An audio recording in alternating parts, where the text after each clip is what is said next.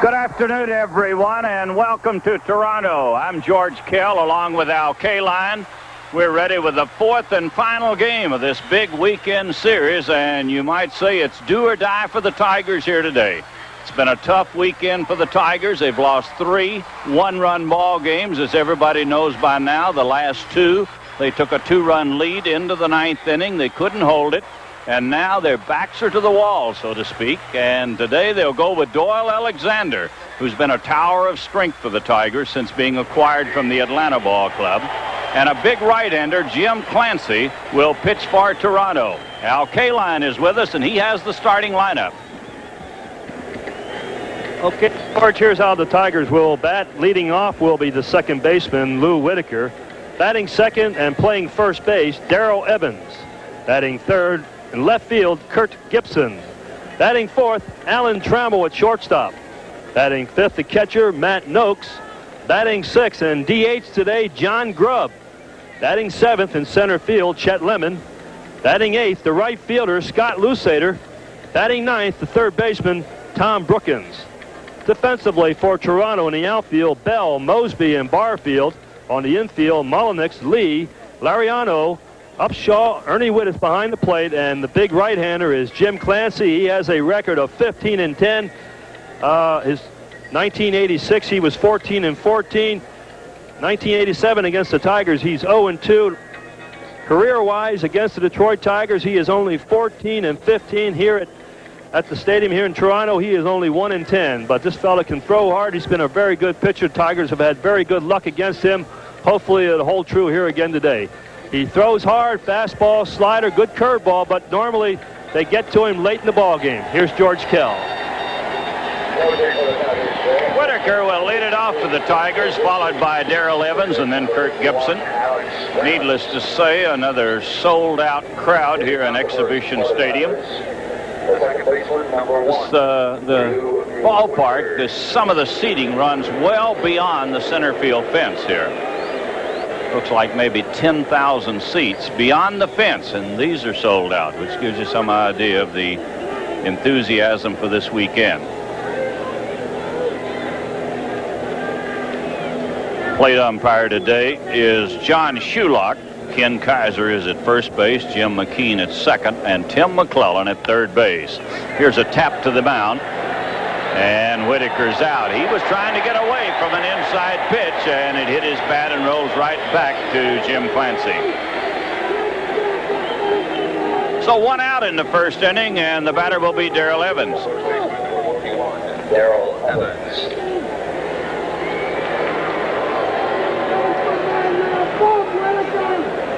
Darrell, the first baseman for the Tigers today. John Grubb, as Al told you, is the designated hitter. Playing at first and batting in the number 2 spot. And the pitch from Clancy is outside. You won't hear from Al Kaline for a few moments. We're having some mic trouble with his mic, and it'll be fixed shortly. Here's a pop fly to the second baseman. Hit him right on the fist, and Darrell Evans pops it up. Out number 2 as Clancy came in tight with a fastball, and Evans popped it up. Here's the wind blowing toward left field, and a pretty good breeze coming right off the lake. Just a delightful day here in Toronto. Temperature should reach 74 degrees, the weatherman says.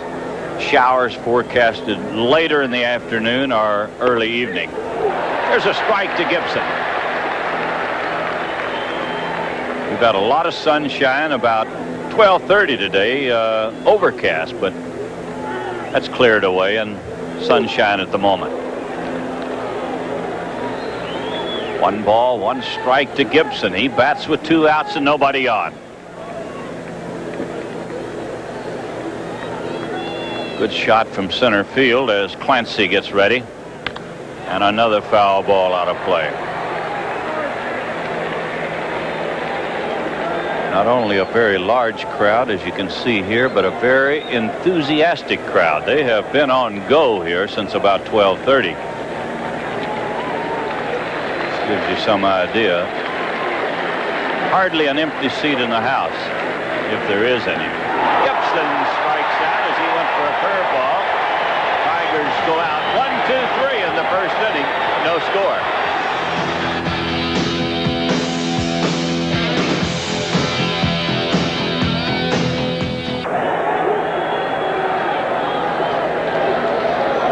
Here's the batting lineup for the Blue Jays. Leading off, playing second base, Nelson Lariano. Batting second in center field, Lloyd Mosby. Batting third, Rance Mulliniks at third base. Batting fourth in left field, George Bell. Batting fifth, the catcher, Ernie Witt. Batting sixth, Jesse Barfield, the right fielder. Batting seventh, playing first base, Willie Upshaw. Batting eighth, the DH, Rick Leach. Batting ninth, the shortstop, Manny Lee. Defensively for Detroit, Gibson, Lemon, and Lusader in the outfield. Brookins, Trammell, Whitaker, Evans at first base. Noakes is behind the plate. And Doyle Alexander on the mound for the Tigers. And what a year he's having since coming to the Detroit Tigers. A record of 8-0, a 1.40 earned run average. And of course, he's been unbeatable since joining the Tigers. Did not get a decision in Detroit. Victory over Kansas City in his first start, but he's reeled off 8 straight wins in his last 8 outings. He has pitched two hitters. He has pitched a 2-hitter and a 3-hitter, and he has fired 3 shutouts for the Detroit Tigers. Of course, he formerly pitched for the Toronto Blue Jays. When he walked onto the mound, he was roundly greeted with a chorus of boos, but Doyle is a real professional, and he's been getting a lot of attention over here in Toronto, but he says it doesn't bother him one bit. He pitches the same every day as long as he keeps getting good fielding behind him like he has been, and the Tigers able to score some runs. He expects to pitch a very good ball game here. And I'll pass it on now to George Kell. Yeah, we're working with one microphone at the moment, and that's why you won't hear Al during the play-by-play, but we'll have it worked out in a moment. This game is being telecast by 4 different television crews here today, and there's got to be some lines mixed up along the way, and they're working on it, and everything will be worked out in time. Doyle Alexander completing his warm-up tosses. As Al Kaline pointed out, he was greeted with a chorus of boos as he took the mound, but if you know this man, nothing phases him, nothing at all. We were in the clubhouse about 1 o'clock maybe, and 1:15, and this fella was talking about everything but the ball game until Joe Garagiola came up and wanted to ask him a few questions, and he turned his attention to baseball for a moment, answered his questions very politely, and then right back to what he was talking about. Nelson Lariano will lead it off for the Blue Jays, followed by Mosby and then Mulliniks. This young man has found a home here. Fine-looking young second baseman. And he takes a pitch low from Alexander.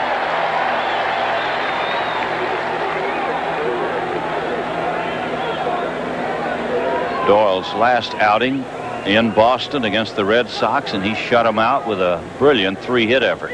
Here's a strike. John Shulock is the umpire behind the plate, calling the balls and strikes. Kaiser at first base, McKean at second, and McClellan, the umpire, at third base. And the 1-1 pitch to Lariano. That's a strike. We'll make it 1-2.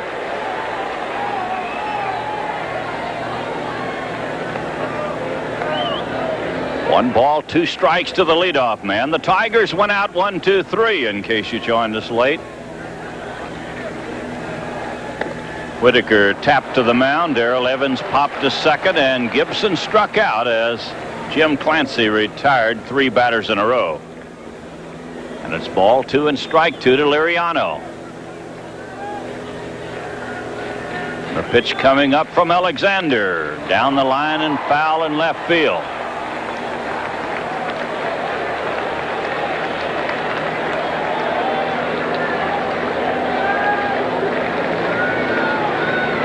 Still 2-2 to the leadoff man. Well, when they write the history of the game of baseball someday, they might include these last 2 games. Very crucial ball games for both ball clubs. Tigers with a 2-run lead in the 9th inning of each game. This man right here, Sparky, trying to find a stopper in the bullpen, and nothing worked out. He told me today that they had bloopers. We hit some batters, we walked some people, and they hit some shots. Everything happened. And here's a base hit. Liriano drives it into right field, and he's on with a base hit.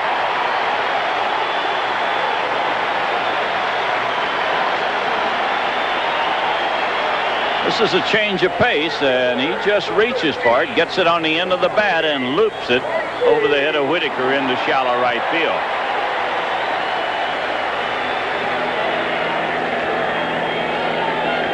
We'll bring up Mosby, Lloyd Mosby, the center fielder.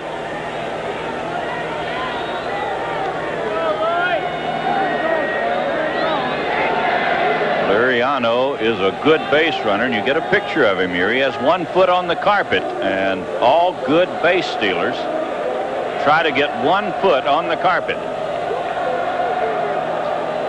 And he is well on the carpet.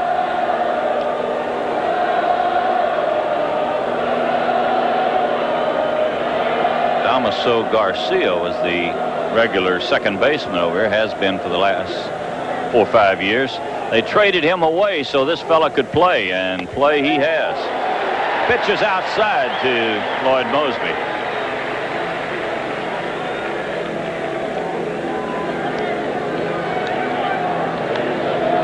Blue Jays have been running in this series, as you might expect. They have good speed.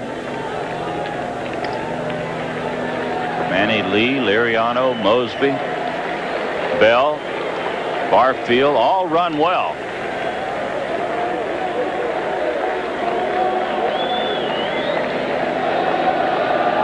One ball, no strikes.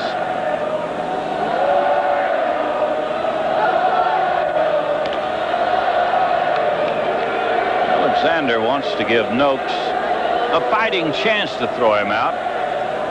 Trying to hold Liriano close, but he has a big lead.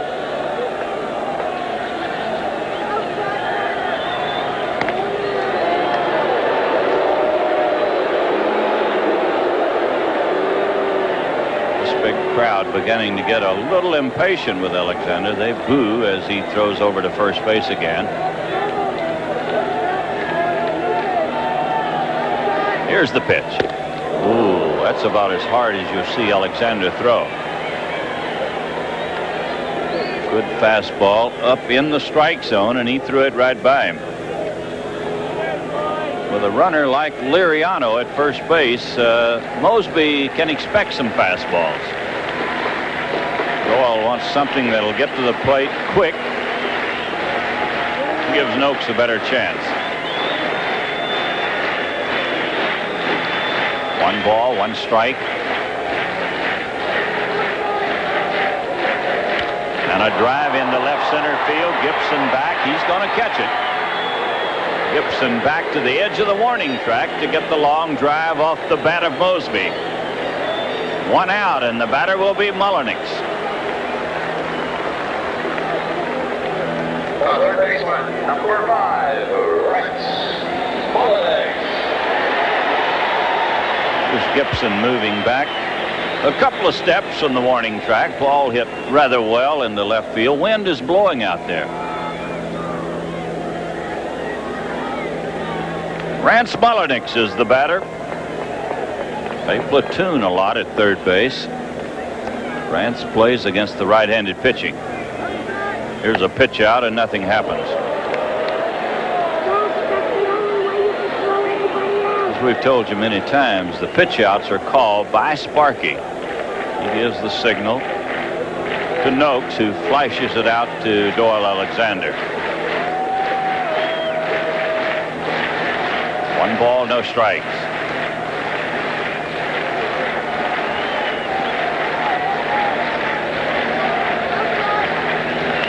This ball is fouled away, 1-1. Alexander, I believe, threw only 87 pitches in Boston in his shutout up there, and somebody figured that between innings He threw 72 pitches warming up and only 87 during the game. And a very remarkable performance in that ballpark. Any ballpark. But especially at Fenway.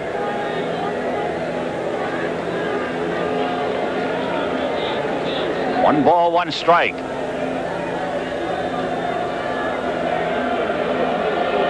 Mullenix keeping an eye on the coaches. He wants to know. There he goes.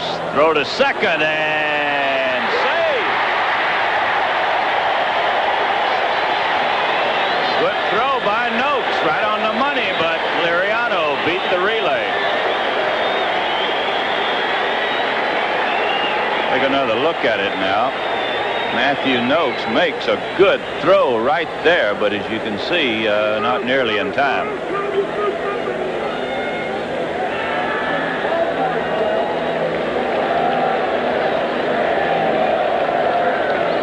Base stealing is such an art today. Everybody with speed is running.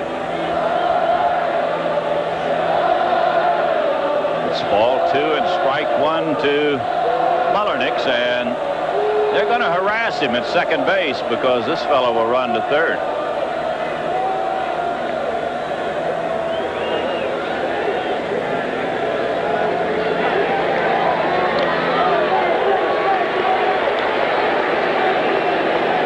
Well, you see what speed can do. Liriano led off this ball game with a single. He has caused Alexander to be spending a lot of time with him, time that he would like to be concentrating on the hitter.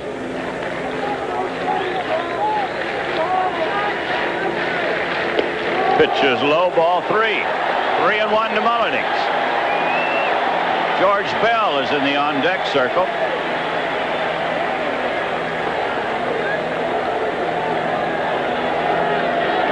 Ball 3, strike 1. Runner at second, 1 out. We're in the first inning, no score. The pitch coming up to Mullenix. He fouls this one away.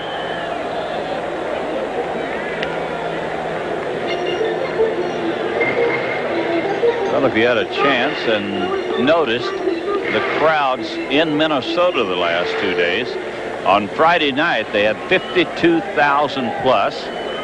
Saturday afternoon, 46,000 plus, as the Twins are packing them in at the Metrodome.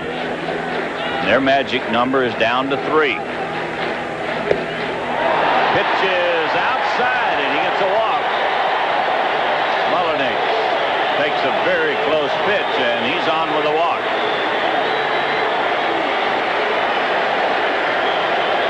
So the Blue Jays have him at first and second, 1 out for George Bell.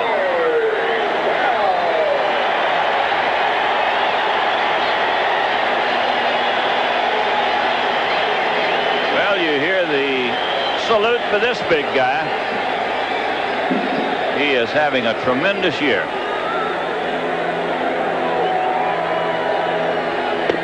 Pitch is outside.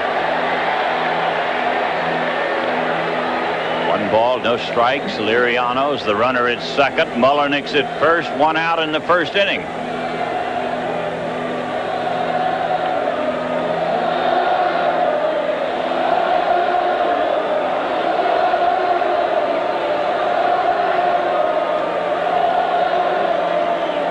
Good shot from our field camera, ground level.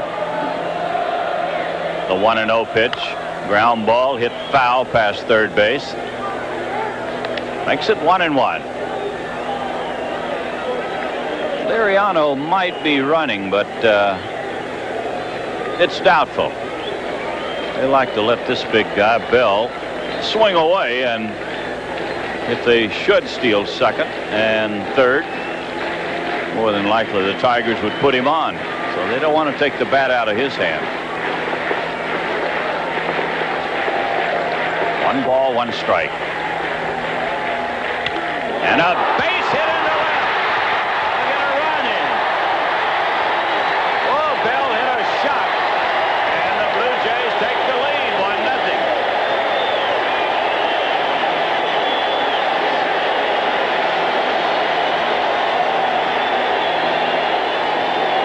Okay, this is why this guy is having such a great year. He has a good swing, hits the ball consistently hard all the time, rifles it over the third baseman's head. Oh, he is just having one super year. Well, Doyle Alexander gave him his best pitch. He came from the side, from third base side, and he hung right in there and hit a rope into left field. Chuck Waslick just informs us this is the first time Alexander has been behind since joining the Tigers. It's 1-0 Blue Jays, and the batter is Ernie Whitt. And a pitch outside. 1 ball, no strikes.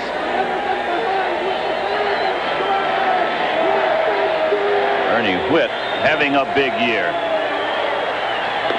Here's a strike, makes it 1-1. Well, the inning started with a single by Liriano. Mosby flied to left. Liriano stole second, then a walk to Mullenix, and the base hit by Bell got the run in. And a foul to the screen makes it 1-2 to Ernie Whitt. Ernie has tied his home run high in the major leagues with 19, but he's a good double play man. He tries to pull the ball most of the time, and he doesn't run well. George Bell, the runner at first, Mullenix at second, still only 1 out in the first inning. And the pitch. This one foul back. He got the fastball in on him, and Ernie fought it off. Ernie Whitt had a big bases-loaded base hit against Morris here on Thursday night.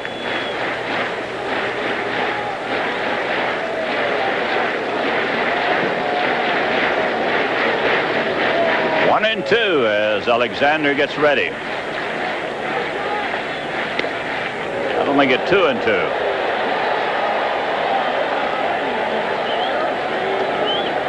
Doyle seems to be throwing more fastballs in today's game. Of course, he has been getting behind, and he has been throwing the screwball and the breaking ball as much as we've seen him in the past.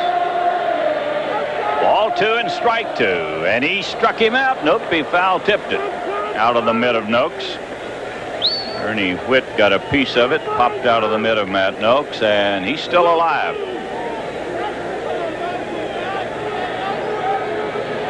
You'll be seeing a lot of this today. They are here, packed in, not an empty seat in the house. Alexander ready, and a pitch outside, ball 3. 3-2 to Ernie Whitt, and they may be running. This is a running ball club. Ernie doesn't strike out that much. He is a double play man, as Al Kaline pointed out. Williams might want him on the go.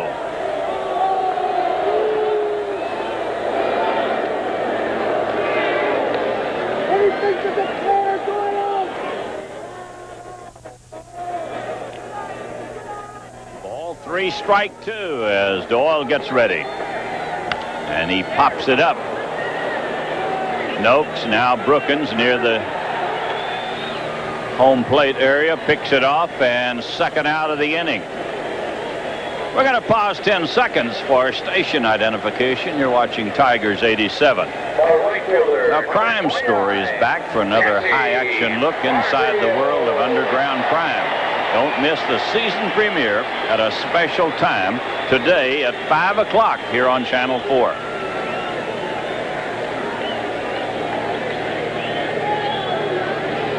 Jesse Barfield will bat with 2 on and 2 outs. This is a good lineup. Obviously, the Blue Jays can throw at you. Barfield not having the type of year he had a year ago, but still a very good one with 28 home runs. They played deep everywhere for this big guy, and he fouls it away down the right field line. Those seats you see down there that are empty down the right field line, those are beyond the fence in right field. You'll see a lot of these today. Foyle, Doyle. Yeah, this crowd, the fans in Toronto have been criticized sometimes by the Blue Jay players for not being very vocal, but They have certainly been that way throughout this series, and particularly today. Now, here's the seats we're talking about, Al, beyond the fence down there. And they're empty because they can't see too much. And they belong to the Seagulls. 1 ball, 1 strike, and a foul ball. We'll make it 1 and 2. He threw him a fastball, and Barfield was looking for something off speed. Got his bat on it. Hit it hard, but foul. 1-0, the Blue Jays lead it. We're in the first inning.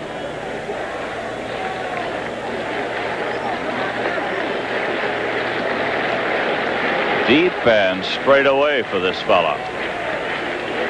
And the 1-2 pitch. Fouled it away. Still 1 and 2. Lusader in right field. Not nearly as deep as Lemon nor Gibson. But this fella has good power to right field. He has 28 home runs, 83 runs batted in.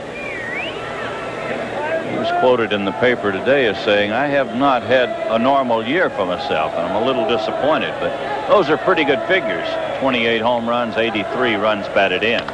And here's a ground ball to Trammell. He'll go to first with it, and the inning is over. They get a run on 2 hits and a walk, strand 2, and at the end of 1, the Blue Jays lead it 1-0.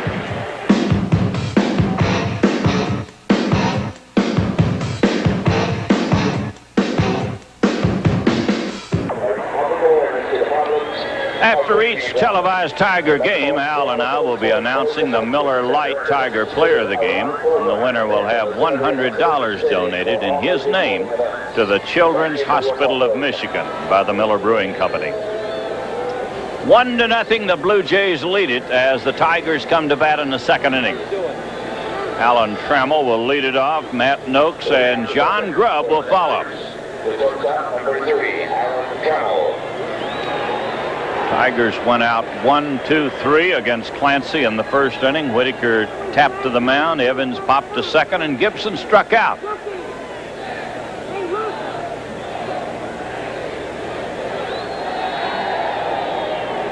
The first pitch coming up to Trammell. It's a ball.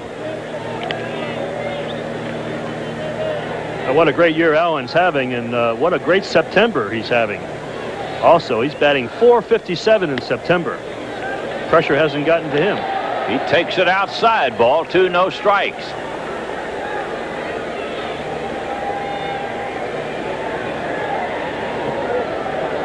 The 2-0 pitch is fouled away. Allen got a good pitch to hit. Good swing at it and fouled it back. Clancy throws hard. He'll mix in a few breaking balls, but basically hard stuff from this big guy. There's a bouncer to short. Annie Lee picks it off. So Alan Trammell is out to start the second inning. And the batter will be Matt Noakes. The catcher, number 33, Matt Noakes. Matt Noakes yesterday batted in 6 for the Tigers. He had a 2-run homer and a grand slam home run. He has previously was hitless in 14 at-bats until yesterday's game, and that was his second grand slam home run. Well, he hit the first one off the right-hander Steve, and the second one, the grand slam, came off the left-hander Cerruti. Boy, and what an at-bat that was against Cerruti. He had fouled off a number of pitches, 4, 5, 6 pitches, had good swings on every one of them. It was a great at-bat. And, of course, then to be able to hit a home run after that. Ball 2, no strikes. Noakes batting with 1 out, nobody on. Second inning, Blue Jays lead it 1-0. And the pitch from Clancy. This is foul back.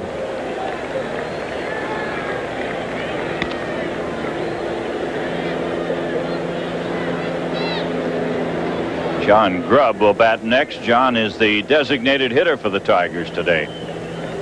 Sparky shaking it up a bit. He has Lusader in right field. Grubb the designated hitter. And the pitch to Noakes. It's high. Nope, foul tipped it. He checked his swing, and John Shulock said it got a piece of the bat. You see, he's going to call it a ball, and then all of a sudden, Shulock said, wait a minute, I heard it tip the bat. Well, it's ball 2 and strike 2.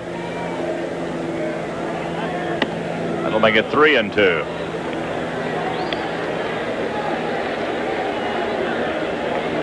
See the way they try to pitch this young man. They want to keep it up in the strike zone to him.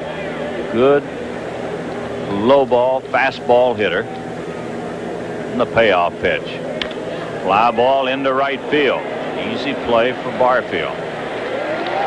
Well, Matt Noakes is out. Out number 2 in the second inning, and it'll bring up John Grubb. Yeah, Sparky wanted to get more left-handed bats in the lineup. John has hit the Blue Jay pitching pretty well over his career. So although he hasn't played very much on a regular basis, but Sparky hoping Johnny can get a few hits today. He takes it low. 1 ball, no strikes. John batting with 2 outs, nobody on. And a pitch from Clancy. That'll make it 2-0. He has gone to 2-0 all 3 batters this inning.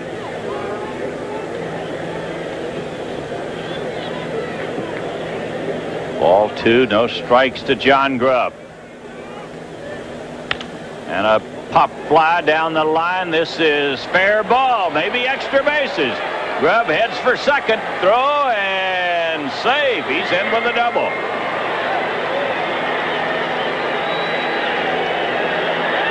A 2-base hit for John Grubb. That is one of those numbers that got him on a handle. John didn't think the ball was going to stay fair. He hesitates a little bit at home plate. The ball hits very close to the foul line and then caroms towards the barrier.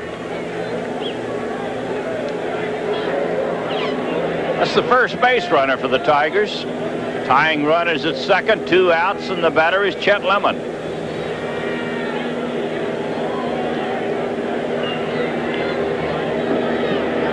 And the pitch. There's a strike. He got it on the inside part of the plate. 1 strike to Chester.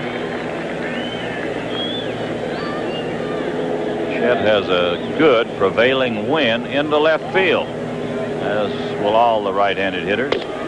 Another one inside. This is where they try to pitch Lemon, to the inside part of the plate.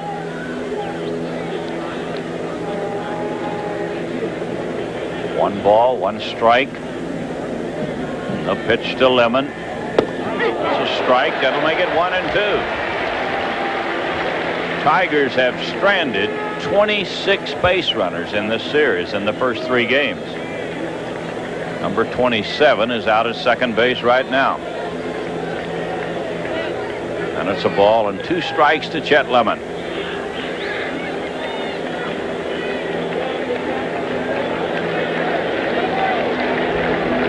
And the pitch. That'll make it 2-2. Oh, you can hear the mitt of Ernie Whitt popping all the way up here.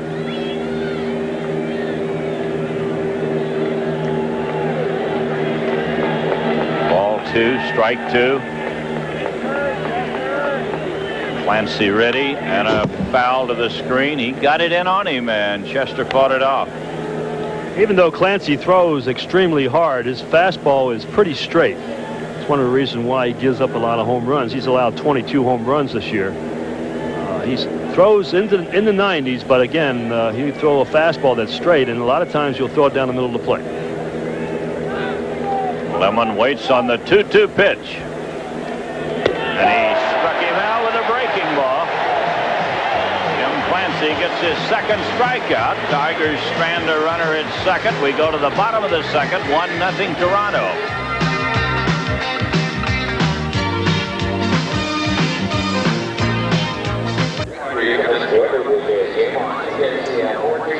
One to nothing, the Blue Jays lead it as we go into the bottom of the second. A single by George Bell in the first inning drove in the run.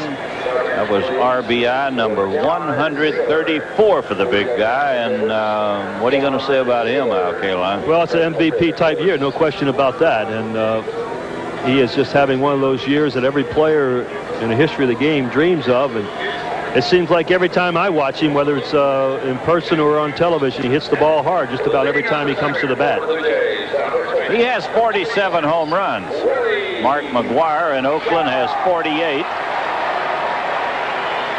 So they battle for the home run crown. This is Doyle Alexander behind 1-0 for the first time since becoming a Tiger. The pitch is low to Willie Upshaw. Upshaw, Rick Leach, and Manny Lee will be the batters in the second inning. A leadoff single by Liriano led to the Blue Jay run. He stole second, scored on a single by Bell. 1 ball, 1 strike to Upshaw.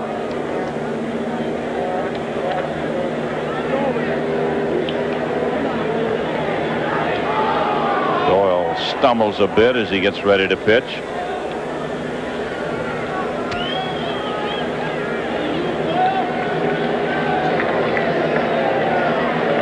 Now we're ready to go. 1 ball, 1 strike to Willie Upshaw. There's a fly ball hit deep into right field, but playable by Lusader. Scott going back to pick it off. 1 out in the second inning.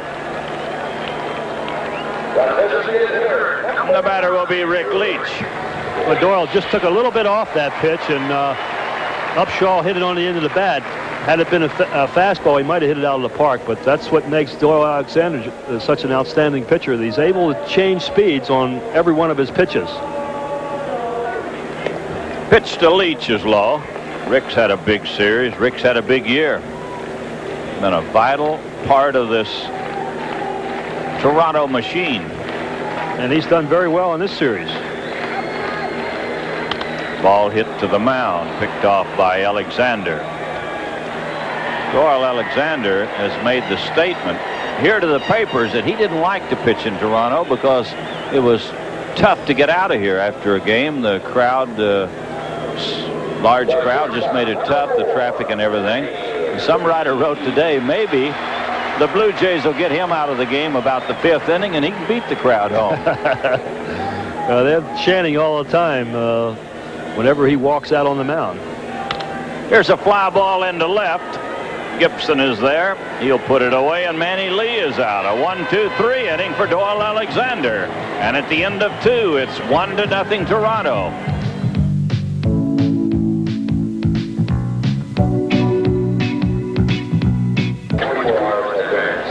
Here come the Tigers in the 3rd inning. They'll be sending up Scott Lusader, Tom Brookins, and Lou Whitaker against the big right-hander Jim Clancy.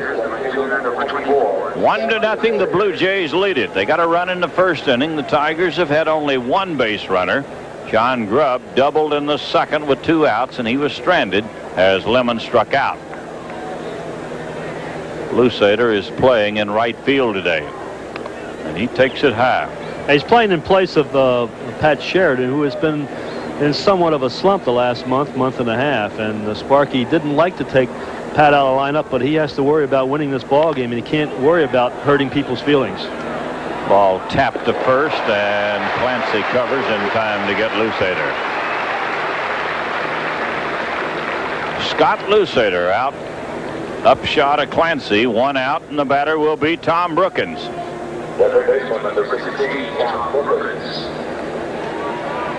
Old reliable Tommy Brookins just keeps rolling along.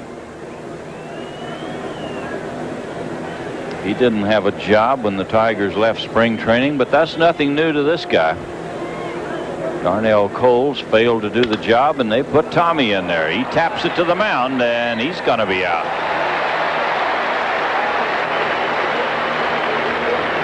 Tommy reached for a bad ball, hit it on the end of the bat, right back to the mound.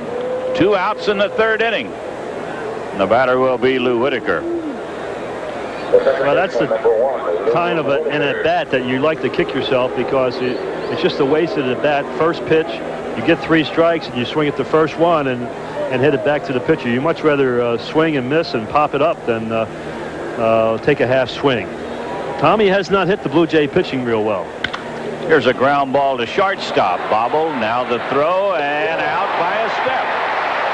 Manny Lee bobbled the ball, recovered in time to make the play at first, and another 1-2-3 inning for Clancy. At the end of 2 1/2, the Blue Jays lead it 1-0.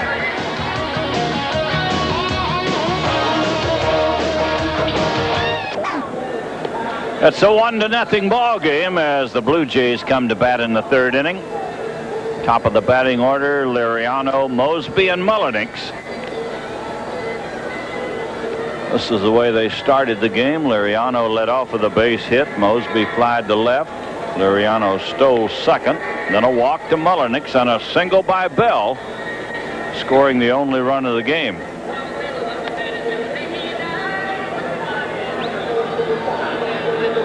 We'll be passing the scores along to you, the other games, as soon as we get an update on them. Some very important ball games going on in both leagues today. In the National League West, San Francisco has a 7-game lead over Cincinnati. In the National League East, St. Louis 3 1/2 ahead of New York, 4 ahead of Montreal. And in the American League West, Minnesota leads Kansas City by 5, and they have 4 more games to play with Kansas City. And Toronto, of course, 3 1/2 ahead of the Tigers. Pitch is low to Liriano. So we look at the Blue Jay bench. This ball club is 55-14 when they score first, and they scored first today. They have a 1-0 lead. 1 ball, 1 strike. Liriano with a .271 batting average. Yeah, he's a little better hitter right-handed. They like to get ahead of this guy and then throw him breaking balls. They feel he's a good fastball hitter. Doesn't hit the breaking ball all that well. The 1-1 pitch is outside, ball 2. Doyle Alexander has been a little unhappy today on some of the calls behind the plate. He pitches to a fine line, and when the calls go against him, he's in trouble. Here's ball 3. That amazing Pittsburgh ball club has taken a 1-0 lead over the Mets in New York. Ball 3, strike 1 to Liriano. And a ball hit to first base. Evans flips it on over to Alexander. So Liriano is out. 1 away in the 3rd inning, and the batter will be Mosby.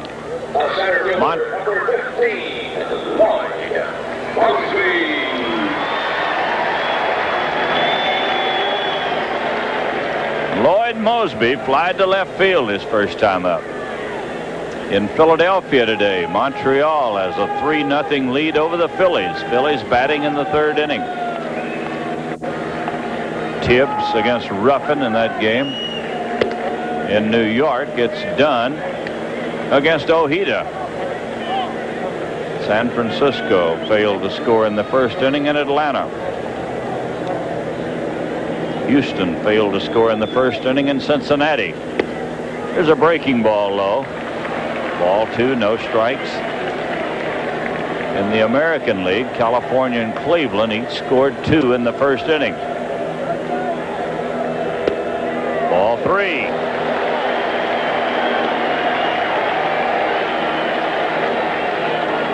Three and 0 to Mosby.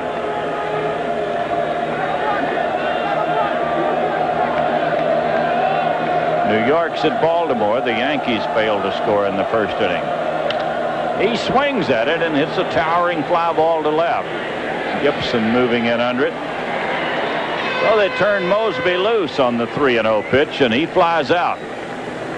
Out number 2 in the 3rd inning, and it'll bring up Mullenix, who walked his first time up. Tommy John is pitching for the Yankees today. Ballard for Baltimore. Baltimore has lost 8 straight games. And they'll be in Detroit when we get home. They're pretty close to being in the basement of the American League East. Now they're trying to catch Cleveland. Cleveland's not trying to catch them. I think they're trying to catch the Indians, who are in last place. 3.5 game lead over Cleveland. Starting play today.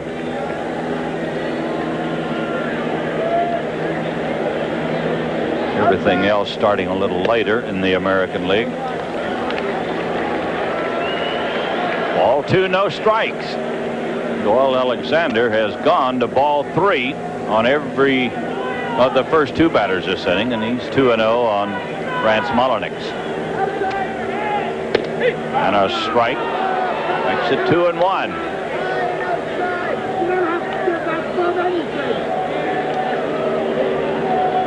Mulliniks has a .307 batting average, 10 home runs, and he hits it hard to Whitaker. Going to be an easy inning for Alexander, and at the end of 3, the Blue Jays lead it 1-0.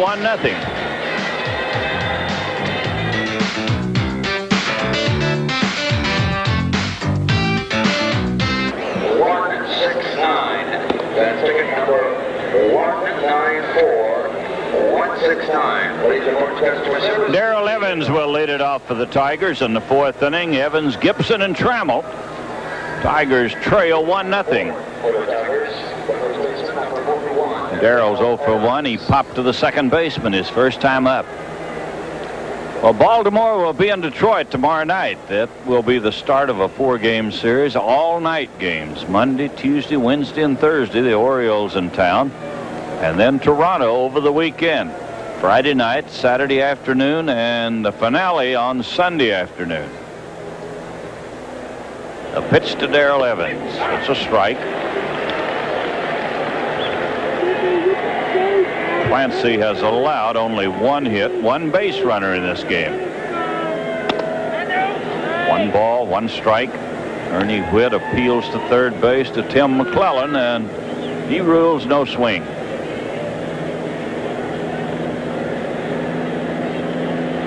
.32 home runs for Darrell Evans. And a drive, it's foul, barely outside the line at first base. Ken Kaiser made the call, getting out of the way, and falling back, he made the call, and a right decision it was. That's quite an effort just for him to get out of the way. Although he looks like he's thinned down a little bit from a year ago. He has. I asked him about that in New York. He said, I have. He wants you to know that, too. He struck him out. Clancy blew the fastball by him, and Darrell Evans strikes out. Well, that's a good pitch for Darrell. That's the pitch that he likes to hit, the ball in the middle of the plate, outside part of the plate. Just swings right over top of the ball. 3rd strikeout for Jim Clancy, and the batter will be Gibson, who struck out in the 1st inning.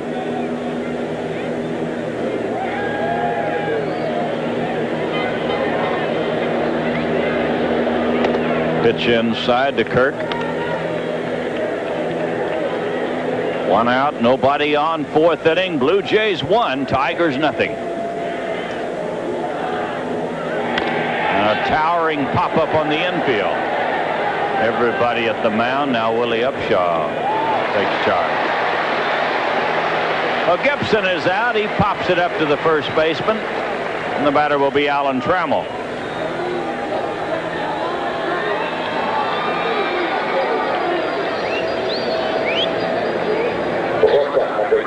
Allen is 0 for 1. He bounced to the shortstop his first time.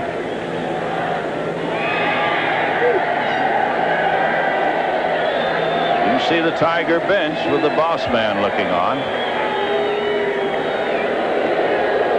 27 home runs for Trammell, and he bounces it off his foot. 102 runs batted in for this young man who's having a tremendous year.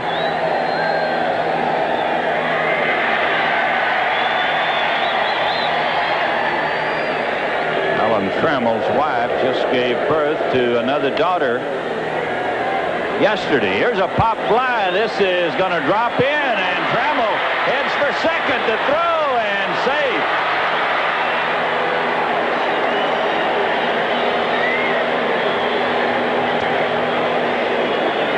A two-base hit for Trammell.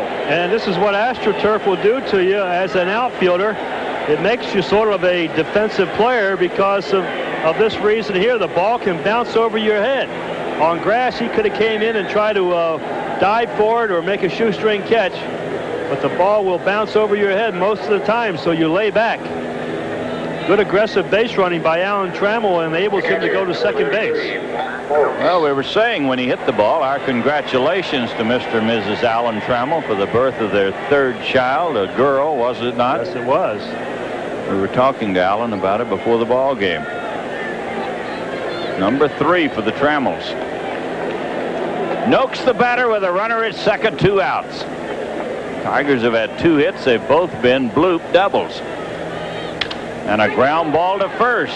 Going to be an easy play. Boy, Clancy just jammed him good with a fastball. We go to the bottom of the 4th. Still 1-0 Toronto.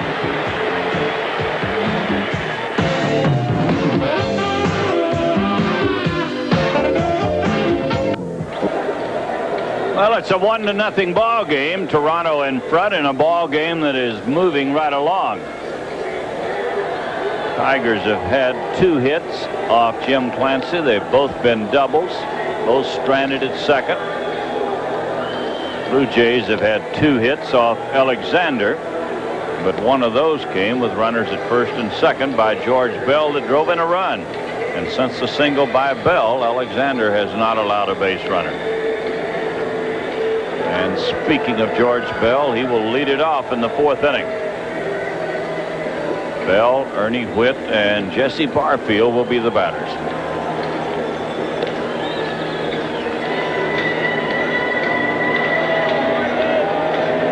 It's beginning to be a cloudy, overcast day here in Toronto. The weatherman says we will have rain, showers late in the day.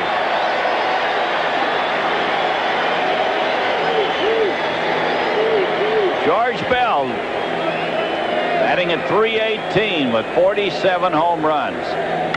And he hits it on the ground, cut off by Brookins, and he'll throw him out on a close play.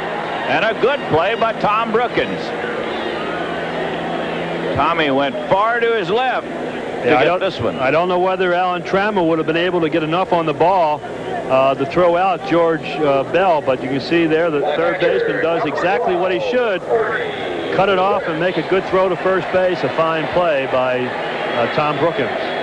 1 pitch, 1 out in the 4th inning, and the batter will be Ernie Whitt, who popped it up his first time.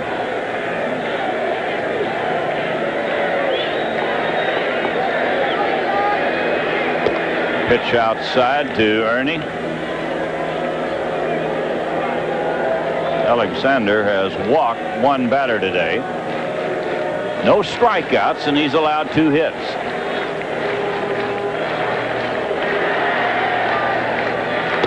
Pitch inside, ball 2. Ball 2, no strikes.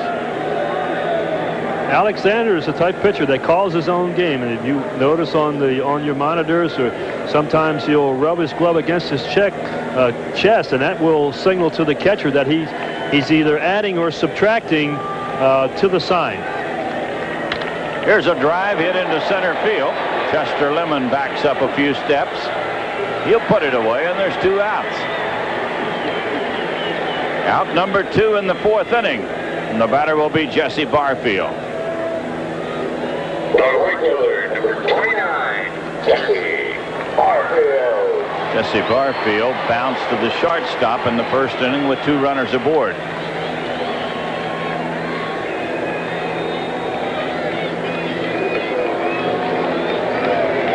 Blue Jays 1, Tigers nothing in the 4th inning. This is fouled into the crowd and picked off by a fan.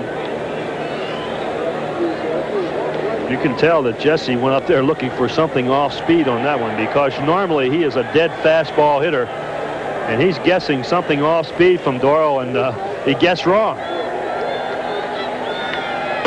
We had a rip at a fastball and fouled it away. Strike 2. He might get a little sidearm curveball here. I would think anything but a fastball. We'll see, though. Blue Jay bench. They know how important this game is, along with the Tigers. It's strike 2 to Barfield.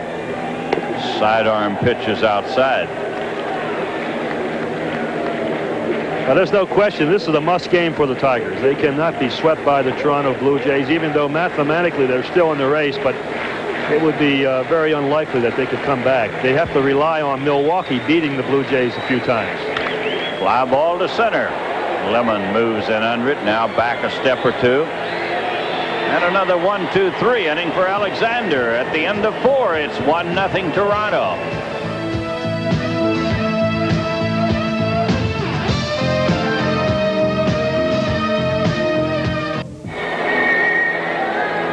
Here come the Tigers in the 5th inning. John Grubb will lead it off. John had a double. He had the first Tiger hit, a bloop double down the left field line. Tigers have had only 2 hits. They've both been bloop 2-base hits. One by John and one by Alan Trammell.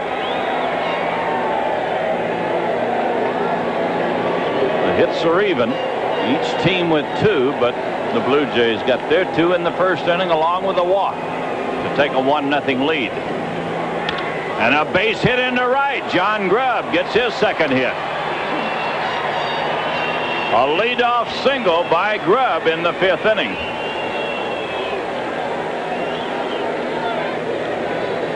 Well, John, as we mentioned before, has not had a chance to play very often, mainly because of injuries and sickness. He's had quite a year. And an article in the paper, in the Detroit paper, before I came over here about Johnny possibly thinking he won't be back with the Tigers, but he's not going to go down with a fight. He's going to come out swinging. Here's Lemon, who struck out in the 2nd inning. Chester batting with a runner at first, nobody out. Well, this is the saying about Clancy. There's a lot of pitchers I know I faced that you stay close to them and you get to the 5th, 6th, 7th inning. They lose a little bit off their fastball and they become a little bit easier to hit. But he's pitched by far the best game I've seen him against the Tigers in all the years he's pitched against them so far. Pitch is low to Lemon. 1 ball, no strikes. Here's the runner at first, John Grubb. Mullenix in close at 3rd. Short and 2nd in a step or 2. And a strike makes it 1-1. Both Manny Lee and Liriano cheating a bit, as they say about infielders who move in a couple of steps. They want to get that ball as quickly as they can on a double play situation.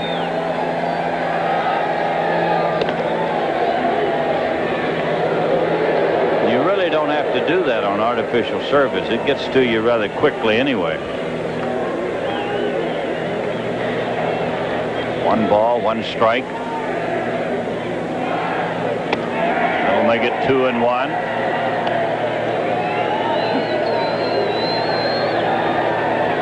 2, strike 1 to Lemon.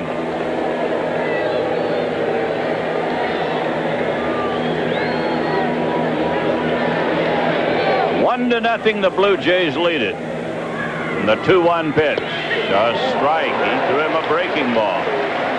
2-2 to Lemon.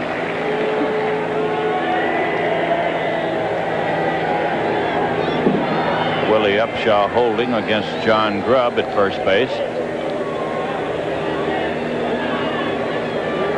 2 and strike 2. And a ball hit the shortstop. Out at second. Out at third.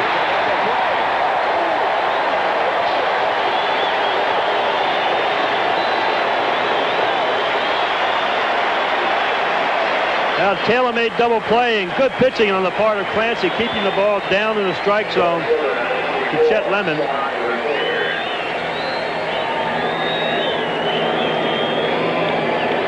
Manny Lee started the double play, and a good throw to first by Liriano. 2 outs, nobody on for Lusader.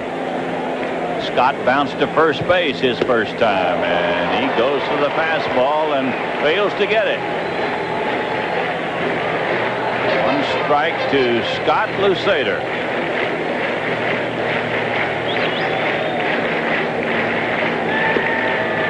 You heard Sparky on the pregame show. He says some of my kids might be playing or he said they are playing the biggest games of their lives here in this weekend series. And Scott Lusader would have to be one of those.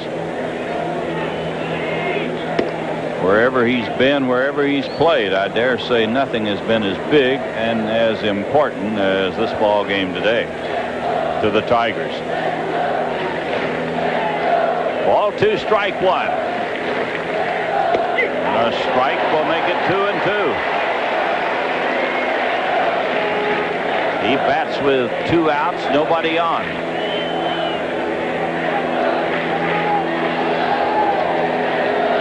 And the 2-2 pitch. Ball 3. Full count to Lusader. Tom Brookins would bat next if he gets on.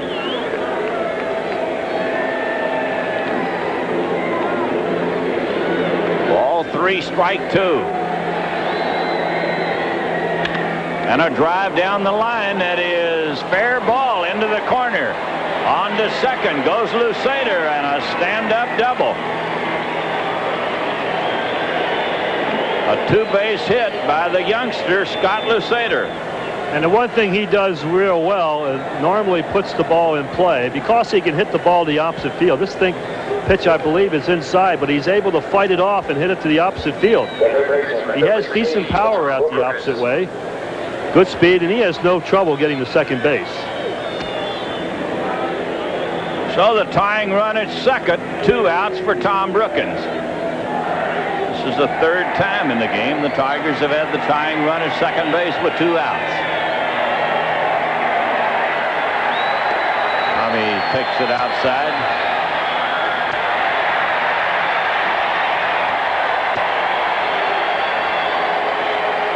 One ball, no strikes. Tommy tapped it back to the mound his first time up.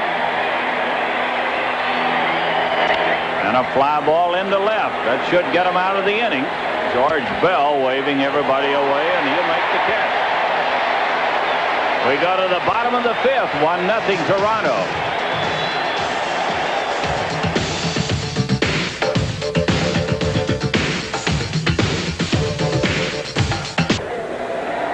Well, they post numbers on the scoreboard here. Section, seat number, row number, and if you're seated in that particular seat, you win tickets to a future future Blue Jay game. And I tell you, they should put section number 51 up. That's as far away as you can see in deep center field. And you can bet that's most of the people that came up from Detroit got those seats. I don't know, but that's as far away as I've ever seen. Here they are out there now. This is about, what, Al, 600 feet from home plate? 600 feet. Now, they have to look over the center field fence to see the batter. Now, they're not going to see the center fielder when he catches a fly ball in his normal position. But they are packed in out there. That would be like somebody sitting on the other side of John Lodge Expressway watching a Tiger game. Alexander delivers to Willie Upshaw. 1 ball, no strikes. So I'm in favor of putting up the next numbers they post out there. That's sections 51 out there. Give those people some free tickets. Here's a strike.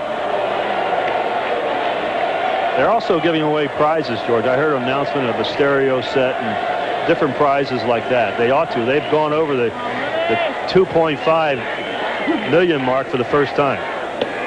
Pitch is low, yeah. They'll go near 2.7 today.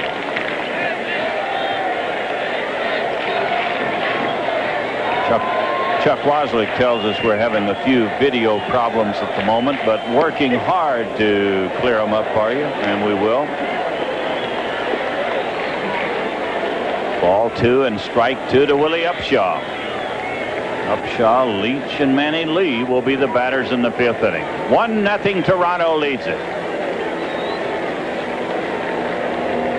pitch from Alexander. Foul ball, and boy, that did hurt. Right off the kneecap of Matt Noakes. Yeah, we've said this many times, even though the catchers are wearing protection, that if you get a ball hit directly off the kneecap, it will hurt. It helps an awful lot, but there's a lot of pain. Pio DeSalvo, the Tiger trainer, is there with Matthew at the moment. He's a tough kid, and it'll take more than that to drive him out of the game.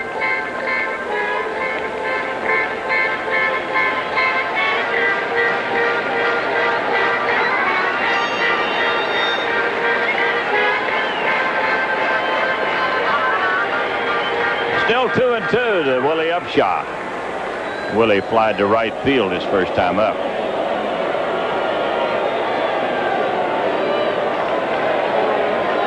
Doyle Alexander gets ready, and the pitch. He struck him out. Good fastball. He threw it right by him.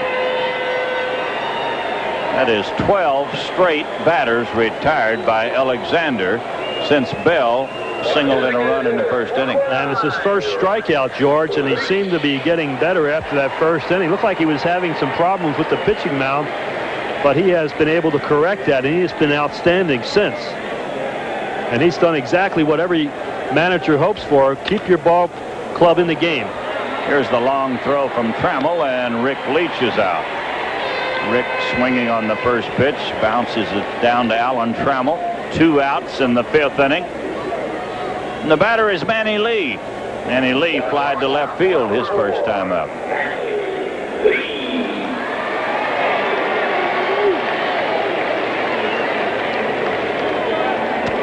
"13 straight batters retired by Doyle Alexander." The pitch to Lee. Fly ball foul. It'll get back in the crowd.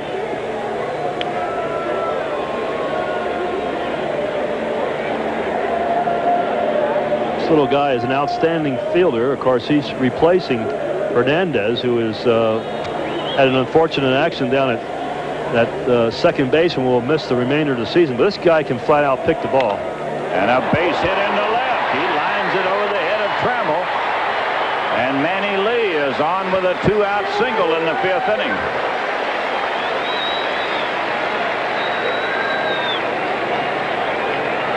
He gets the ball up in the strike zone so that he can just punch the ball over the shortstop's head.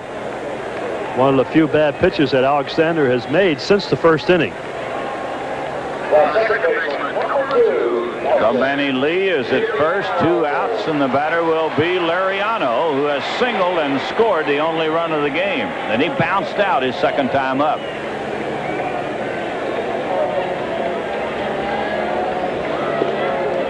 Tigers have out-hit the Blue Jays 4-3. Toronto leads it 1-0.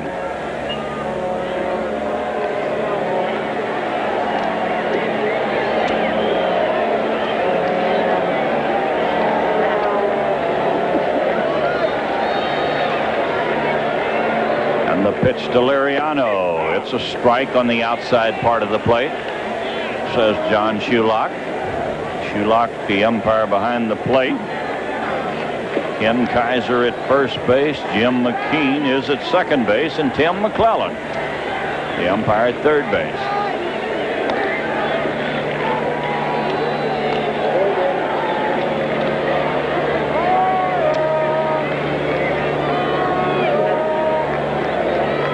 You see the runner at first, Manny Lee. He doesn't get the big lead that Liriano was getting. Pitch is outside. 1 ball, 1 strike. Manny Lee, even though he has great quickness and quick feet as far as being in the field, not much of a base stealer. He spent most of the season with Syracuse, their AAA ball club. Only had 2 stolen bases.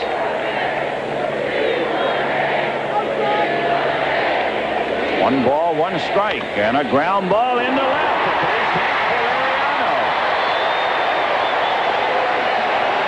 Just out of the reach of Brookins into left field.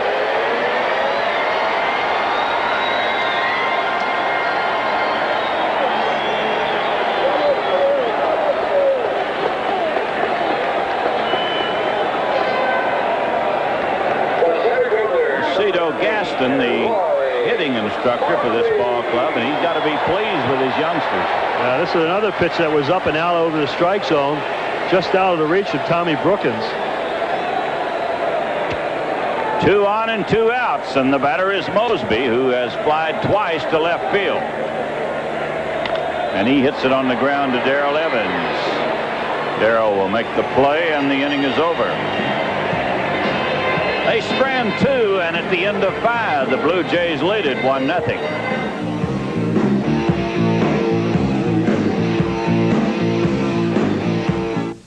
Barely more than an hour and 20 minutes old. We are already in the 6th inning.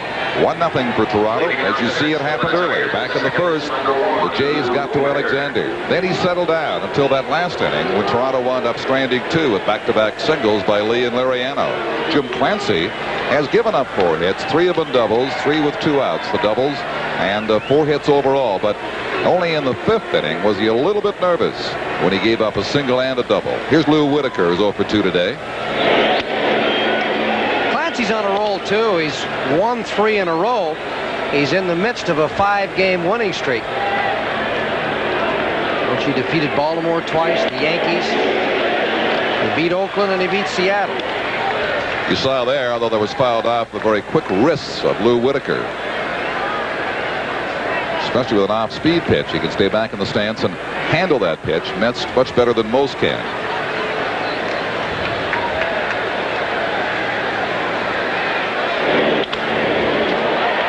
To upside for the first out of the 6th inning.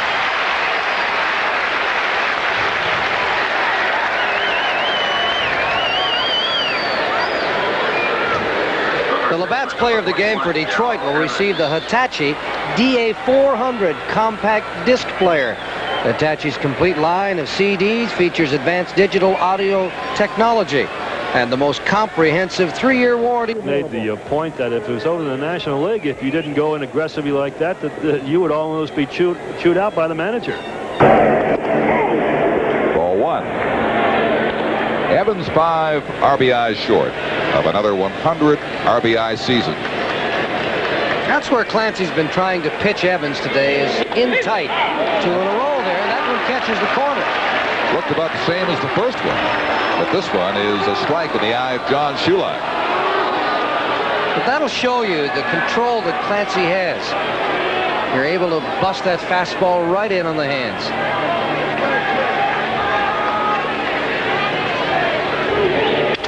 Goes inside again. Evans puts it in the air right side, drifting toward the seats, and it will be out of play. Evans broke his bat too, Chevy. That's the 4th one that Clancy has sawed off today. He'll go back and reload. All 3 pitches right in on the hands. That last one too. And Evans managed to get around on it, foul it off.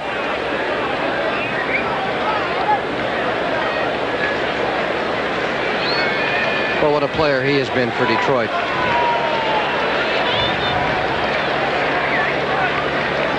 At age 40, he continues to perform. The outside part of the plate, he covered himself with that one, sending it foul. 1-2 still. He is, without question, the best 2-strike hitter in this Detroit lineup. Minnesota with a 6-0 lead over Kansas City at home. Closing in on wrapping up the West. That's in the 3rd inning. The magic number was 3 coming in today.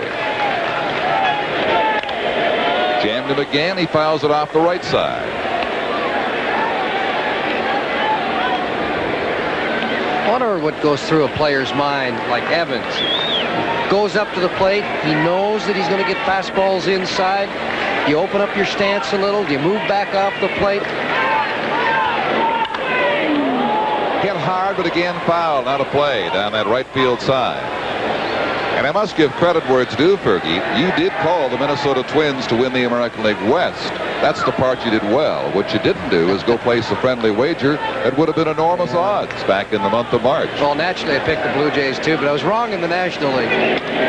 What'd you pick there? Well, I picked Houston, and I picked the Mets. I think everybody picked the Mets. I picked the Mets, but the time we made those picks was just before Dwight Gooden went down with his drug problem. Yeah, that's right, too. I picked the Giants, though, in the West. but he also picked Texas in the American League West. Base hit to right for the veteran hitter Evans, who waited and waited and finally got one through. You got to make a good pitch on Evans to strike him out. As we said, he's a great two-strikes hitter, and he really battled Clancy. The fifth pitch Jimmy has given up this afternoon. With one out for Kirk Gibson. This pitch is a little more out over the plate. Clancy made a bit of a mistake there. Now Gibson, who is 0 for 2, popped up to Upshaw and struck out. He sends this one into very shallow left field, heading for foul territory. Manny Lee makes the call, and the line has got the ball. 2 gone.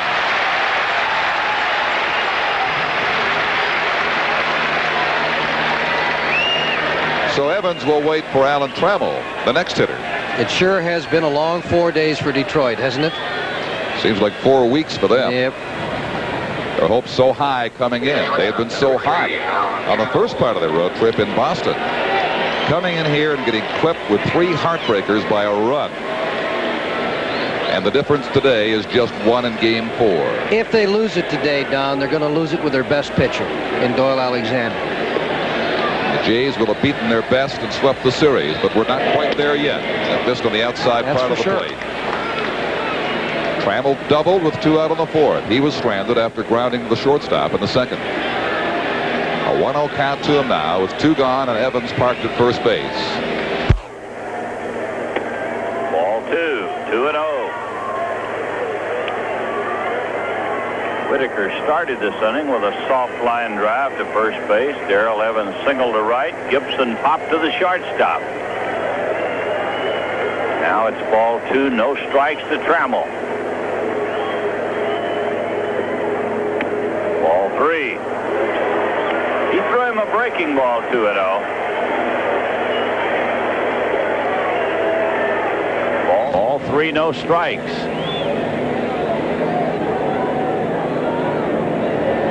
Clancy gets ready. And he walked him. Well, Trammell walks on 4 straight pitches, and we'll pause 10 seconds for station identification. You're watching Tigers 87. Well, if you've had enough talk in the afternoon, catch some Magnum-style action with Tiger fan Tom Selleck. That's weekdays at 4 o'clock on Channel 4.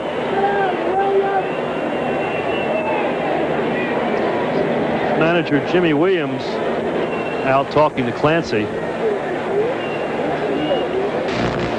Well, when you've got a bullpen like this Toronto club, he doesn't go very, very far with the starting pitchers. And he has been known to go to his bullpen quite often. Very few pitchers go the distance for the Blue Jays.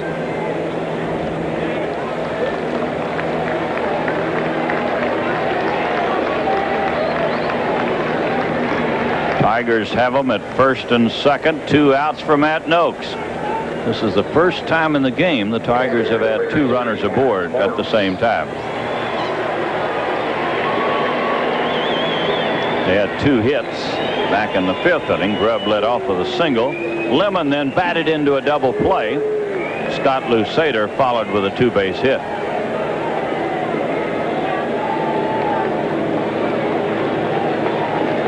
Matt Noakes has flied to right and bounced to first base. And you can see how deep the second baseman is playing on Matt Noakes. Well out in the right field. And a ground ball towards second base. He'll pick it off in right field and throw it out. Oh, he was 10, 12 steps back in right field, and it became an easy play for him. We go to the bottom of the 6th, 1-0 Toronto.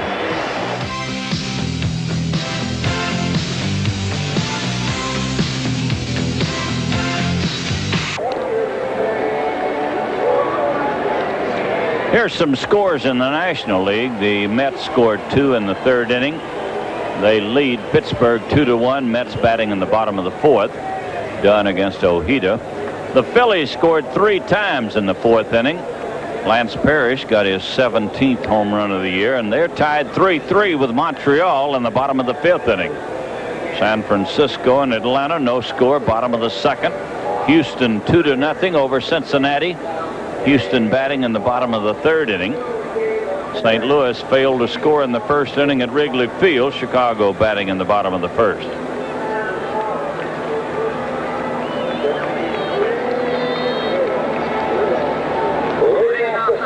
Mullenix will lead it off for the Blue Jays in the 6th inning. Rance Mullenix has had a walk and a bounce out today.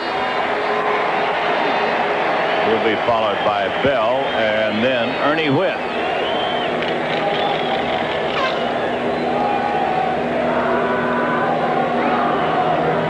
The pitch to Mullenix. That's a ball.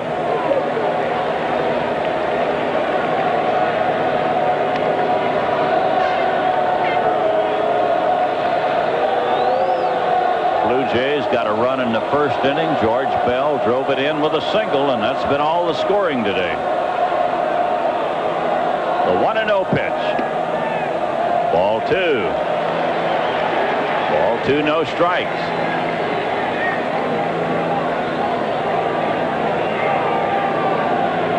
Doyle Alexander. Where would we be without this fellow? He has been superb. Ball 3. 3, no strikes. George Bell will follow.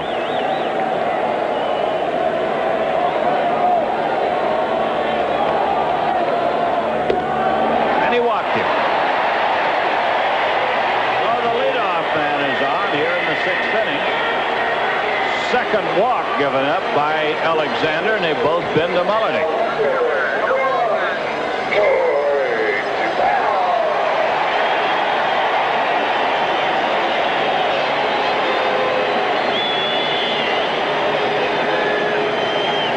George Bell singled in a run in the first inning. Then he bounced out to third base. Pitch is low. That's 5 bad ones in a row delivered by Alexander.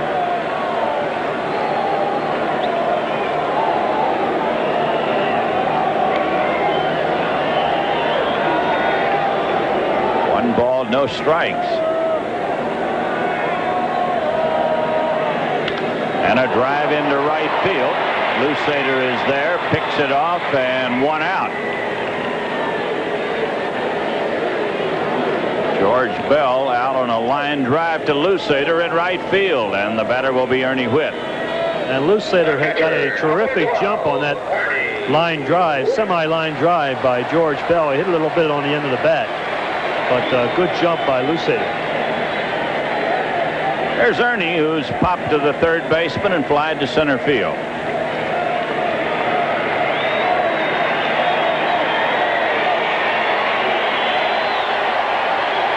The pitch from Alexander is outside to Whitt.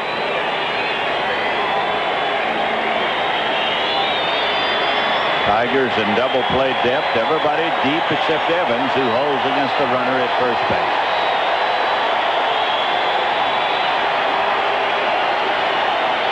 And the pitch. Ball 2. Ball 2, no strike.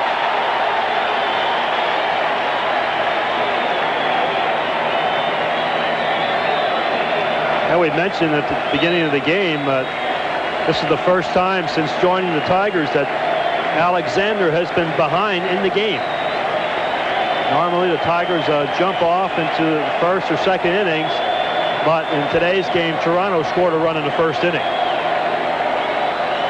Ball 2, no strikes as Doyle gets the sign. And a ground ball picked off by Evans, out at second and out at first. They turn the double play.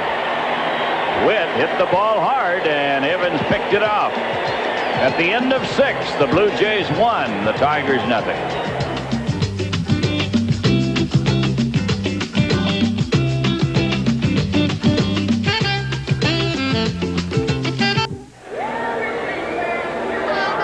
This ball club ball game moving right along, Al Kaline. We're in the 7th inning, 1-0 Toronto. Well, a little hard to expect a 1-0 ball game, particularly the way the teams has played the last couple of ball games. Both teams might be a little tight, although you would think that Toronto Ball Club would be real loose, sitting in an ideal situation that they're in. But Both pitchers, outstanding jobs. Clancy is by far the best outing I've seen him against the Tigers ever. Doyle Alexander, what more can you say about the outstanding effort he has done? Just allowed 4 hits. And Jim Clancy is not going to get into a lot of trouble today. They've got the bullpen going. And at the first sign of trouble, you got to believe Jimmy Williams will be at the mound. John Grubb leads it off. He's had a double and a single today. 2 of the 5 Tiger hits.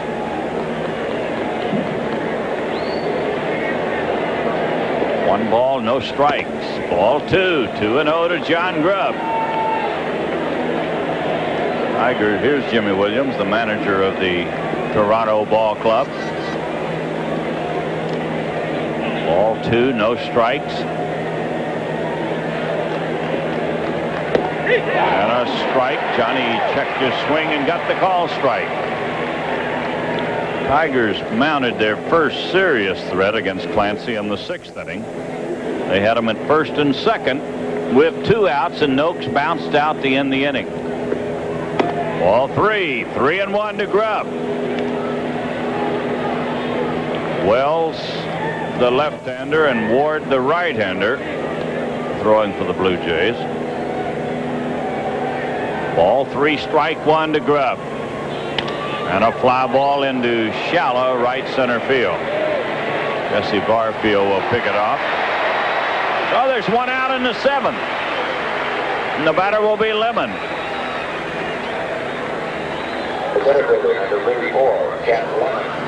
Chet Lemon is 0 for 2. He struck out and bounced into a double play today.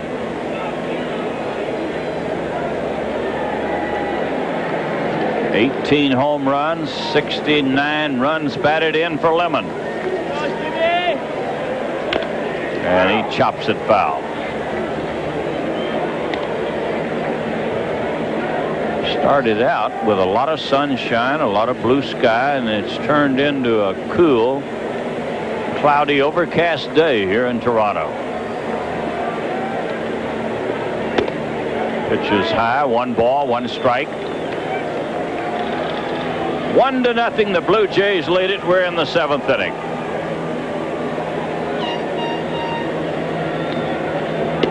And a pitch outside, ball 2.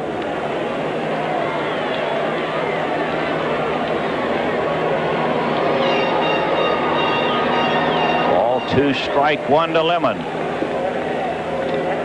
Ball hit, picked off at third, and now the throw, he'll get him. Mullenix knocked it down and recovered quickly. Looked like the ball was headed for left field.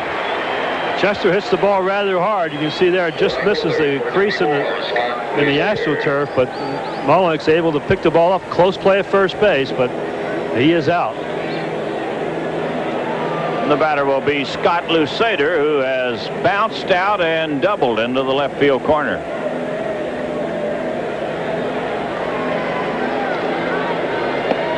Pitch is inside to Lusader.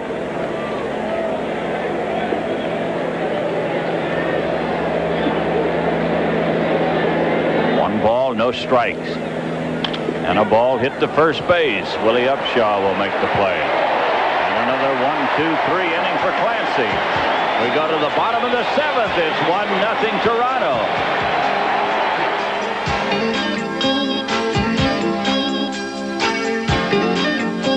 Complaints against the Toronto fans in the early days of this franchise, as Al Kaline pointed out earlier, was that they were quiet. They didn't make any noise. Well, that's no longer true. Boy, the 7th inning stretch here, it reminded you of a college football game on Saturday afternoon with cheerleaders, and they sing the song, "Go Blue Jays Go." Was that anything like the Hogs had yesterday? Well, the Hogs just didn't show up to play yesterday, I guess. Miami looked like the Chicago Bears before the strike, or maybe of Super Bowl days. But the Blue Jay fans really getting with it here in the 7th inning, as indeed they have all afternoon. They can feel they're getting close. They can sense that the Blue Jays are getting very close to the American League East title, and they are very much a part of this ball game today. Jesse Barfield will lead it off, followed by Upshaw and Leach in the 7th inning. 1-0. Blue Jays lead it. Here's a strike.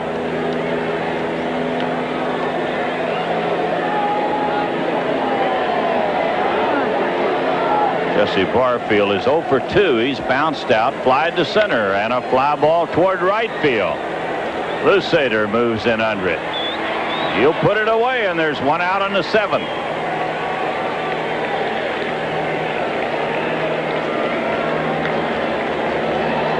Brilliant pitching by both pitchers. This fellow, Doyle Alexander, gave up a run in the 1st inning, and since then he's allowed only 2 hits.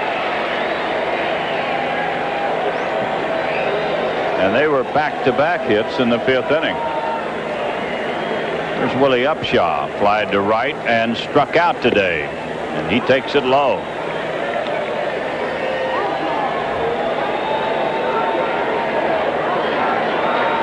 One ball, no strikes to Willie Upshaw.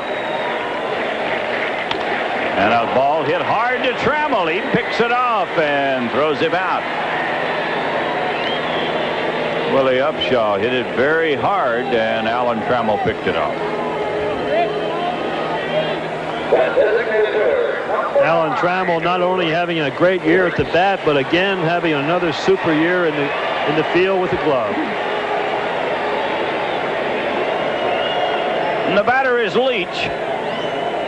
Bounced out twice today. Makes a strike on the outside corner. Leach had hit the first pitch in his 2 previous trips to the plate. Makes a strike from Alexander.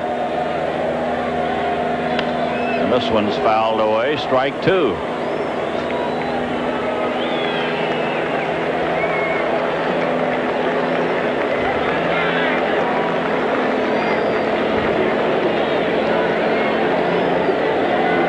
He bats with 2 outs, nobody on in the 7th inning.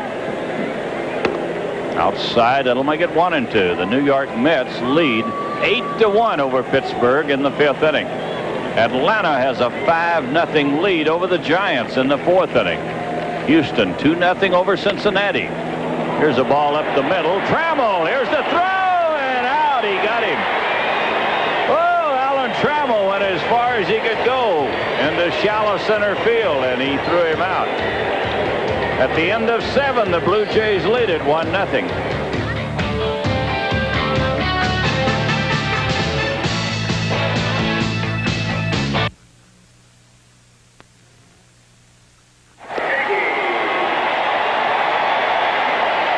Well, the Blue Jays make a pitching change. They're going to their #1 closer out of the bullpen, Tom Henke.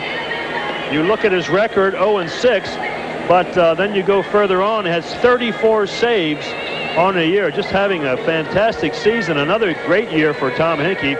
2.46 earned run average. He has pitched 91 in the 3rd innings, allowed just 60 hits and 26 runs. He's walked 25 and struck out an amazing 125 batters in only 91 in the 3rd innings. So this fellow can fire the ball as well as anybody. Excellent control with his fastball, and has a split finger pitch. Not quite as good as Jack Morris, but I think he throws a little bit harder than Jack. Well, he came on Thursday night in the 9th inning. Blue Jays leading 4-3, and he shut the Tigers down 1-2-3 to save the win. Dave Bergman will lead it off. He's going to bat for Brookins here in the 8th inning. The pitch to Bergman is foul back. David was one of the batters that Henke faced here on Thursday night, and he struck him out in the 9th inning. Give you some idea of what the relievers have done this weekend. Toronto's had 2 saves, or 1 save, and they're 2-0 from their bullpen with a 2.79 earned run average. The Tigers are 0-2 from their bullpen, no saves, and a 10.29 earned run average. Well, no question that has been the difference in the series, as the bullpen for the Toronto Blue Jays versus the bullpen for the Detroit Tigers. and a ground ball to second base. Liriano on to first, and Bergman is out. So there's one out in the 8th inning. And the batter will be Lou Whitaker. Here's an item maybe of interest to you. In Major League Baseball, Major League Baseball has drawn 49,793,443 fans through yesterday's game. And today, Major League Baseball will surpass the 50 million mark for the first time ever. Here's a bunt, but it's right back to Hinkie. Whitaker trying to get the bunt towards second base and got it close to the mound. Hinkie picked it off.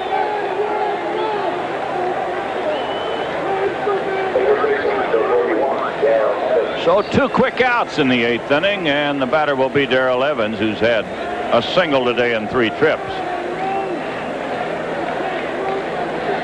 Liriano at this stage of the game is playing very deep at second base in shallow right field, and Whitaker was trying to get the ball on the ground toward him, but he didn't get it by the pitcher.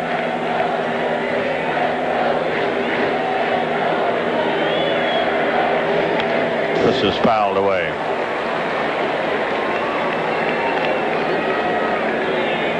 One strike to Darrell Evans, batting with 2 outs, nobody on, 8th inning, and time running out on the Tigers. They trail it 1-0. The pitch from Hinkie. It's a ball.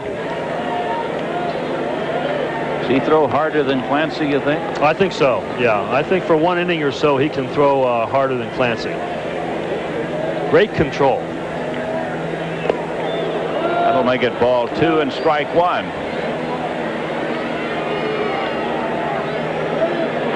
Darrell Evans has 32 home runs and 96 runs batted in.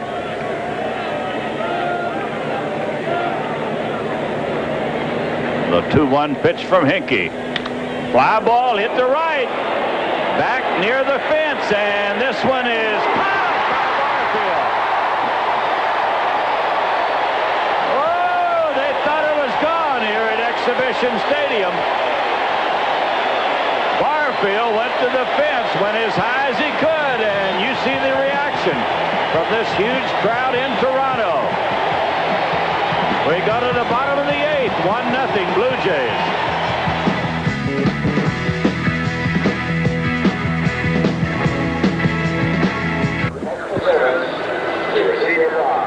Okay, we have a defensive player, Jim Whalewander, now playing third base. Tommy Brookins, pinch hit for by Dave Bergman.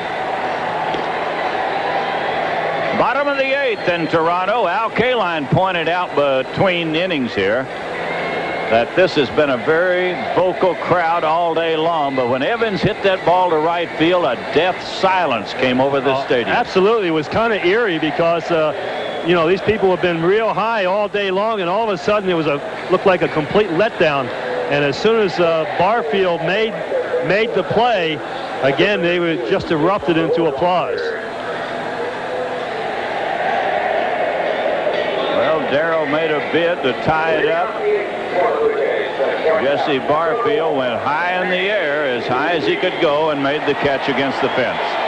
Oh, I see a few brooms being brought out in the box seats, loge right below us. A couple people carrying the broom. Well, the newspapers today said bring your brooms. It could be a sweep. The one newspaper here in town, the sports section, had one word written across the top in the biggest, boldest letters you'll ever see: incredible. And that explains what happened here on Friday night and again on Saturday. Absolutely incredible, especially if you are a Blue Jay fan. Talking to Rick Leach before the game today, right on Bernie Smolovit's show, he said, I know how you fellows felt in 1984 when you came in here and swept us. He says, I can now relate to how you felt. Whitaker picks it off, and Manny Lee is out to open the 8th inning for Toronto. I tell you, whatever happens here on this day, Doyle Alexander has pitched himself proud again. Second baseman, number 2. He has been outstanding, and you mentioned where would the Tigers be without Doyle Alexander. Just a fantastic performance. 8-0 coming into this game, and this game is almost like a win for him to so far just allow the Toronto Blue Jays only 1 run. Liriano is the batter, and a fly ball into center. Chet Lemon backing up a step or two, and out number 2 in the 8th inning.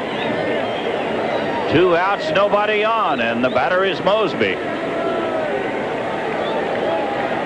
And you talked to Doyle Alexander after the game if the Tigers should lose this one. There's still 1 inning to go. But he'll say, I did exactly what I try to do every game, is try to keep my team in it and have them score some runs. And that's exactly what he's done so far in this game. He's behind 1-0 in the 8th inning as Mosby takes a strike. Lloyd Mosby has flied to left field twice and bounced to first base. And he hits a line drive, and a great play by Will Wander. Oh, it was headed for the corner and extra bases. And Will Wander with a whale of a play.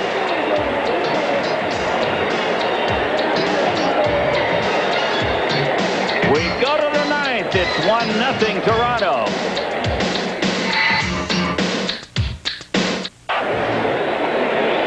New third baseman Garth Orge has gone in to play third base here in the 9th inning. Gibson will lead it off for the Tigers, and he takes it inside. 1 ball, no strikes. We just got the attendance figures. 46,341. 46,341. 1 ball, 1 strike. Well, you know what Gibby's trying to do, trying to launch one over the right field, center field fence. He pulled off that pitch with his head, but he's trying for the home run. And a long ball. It's gone. A tie ball game here in the 9th. Oh, Gibson has tied it up with a tremendous blast.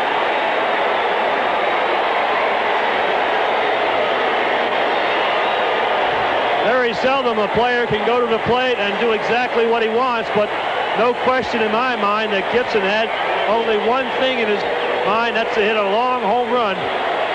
And he did exactly that, number 23 for Gibson, and that ties the ball game, and that has to be a big lift for the Tigers. Got the ball a little bit more in the middle of the plate. They've been trying to pitch him inside, and he launched it a long way. Never any doubt about it. Gibby dropped the bat, gave it that Reggie Jackson look as he trotted towards first. And a 1-1 ball game here in the 9th. The batter is Trammell. Pitch is high. Allen's had a double and a walk today. He's 1 for 2. Well, can the Tigers turn the tide on the Blue Jays in the 9th inning? We've had some very dramatic 9th innings here in Toronto this weekend. All in favor of the Blue Jays until today. Tom Hinkie pitching in relief of Clancy.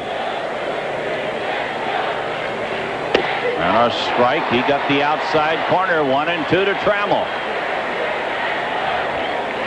If he should hit one into the right field corner, he can run forever. They play him well toward left field.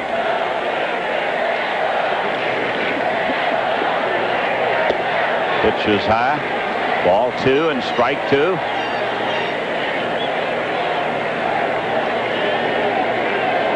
A leadoff homer by Gibson has tied the game here in the 9th. And the 2-2 pitch. He struck him out. Alan Trammell, a strikeout victim. First strikeout for Hinkie. Really a difficult pitch to hit. Throwing the fastballs on the outside corner. That time throwing a split finger pitch down low and away against Alan Trammell. The batter is Noakes. Matthew is 0 for 3 today.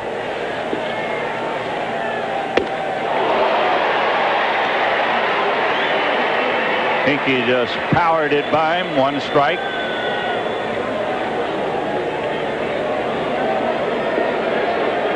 They've got a left-hander throwing in the bullpen. 1 strike to Matt Noakes. Strike 2. John Grubb in the on-deck circle. Willie Hernandez throwing in the bullpen for the Tigers. So a couple of left-handers throwing. 1 in each bullpen. And it's strike 2 to Matt Noakes. 1 out, nobody on in the 9th. We're tied at 1. He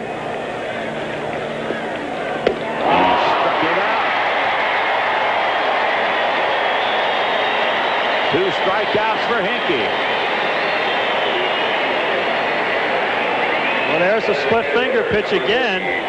It doesn't go down quite as much as Jack Moore's, but it's an excellent change of pace for Hinkie, who probably throws about 92, 93 miles an hour.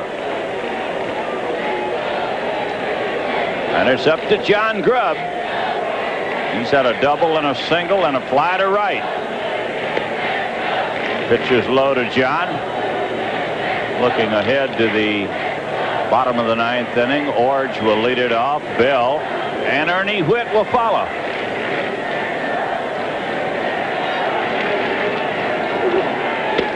Pitch outside, ball 2. Ball 2, no strikes. He's not going to give Grubb anything he can pull. Hinkie maybe wants to take his chances with a right-handed hitting Lemon. And he blew it by him. Oh, Johnny had a good swing. He might have gone for a bad pitch inside, but he also has one thing in mind, particularly when you're ahead in the count. Try to lift the ball up in the air and hit it out of the ballpark.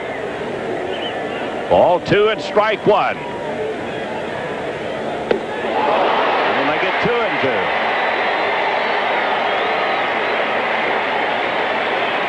Hinkie gave up the leadoff homer to Gibson that tied the score, and he has been tough since then. Struck out Trammell, struck out Noakes, and he's gone to 2-2 on John Grubb. This is fouled away.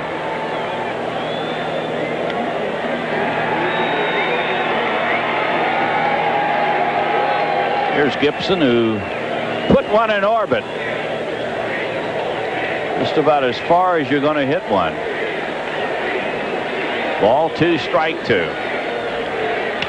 And a pop fly behind shortstop that'll be caught. We go to the bottom of the 9th, and we're tied 1 run apiece.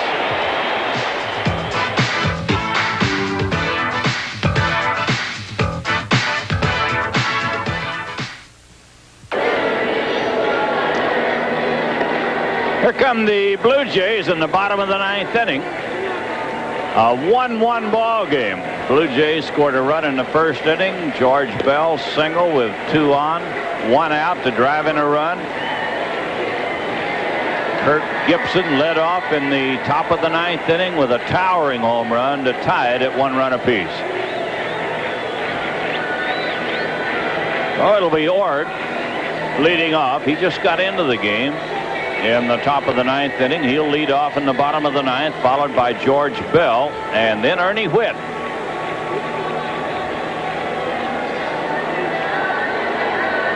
$46,341 at Exhibition Stadium on this Sunday afternoon.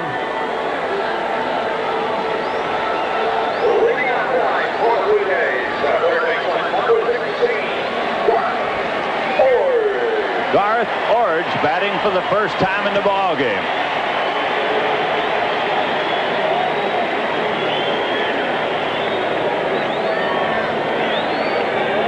And Doyle Alexander gets ready to go to work. He delivers a strike.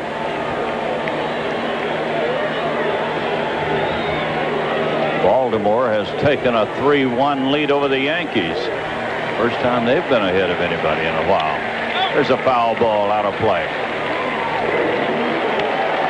California 6-3 over Cleveland. They've played 4 innings in Cleveland. Minnesota 6-1 over Kansas City at the end of 4. Sparky and his coaches, Krasuski and Felix Gramus. And another foul ball. Boston got 3 in the 3rd inning, and they lead Milwaukee 3-0.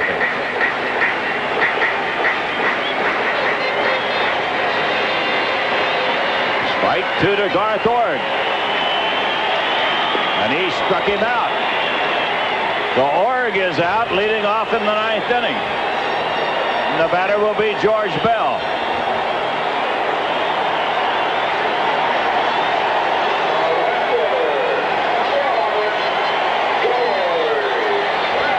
Only the 2nd strikeout today for Alexander.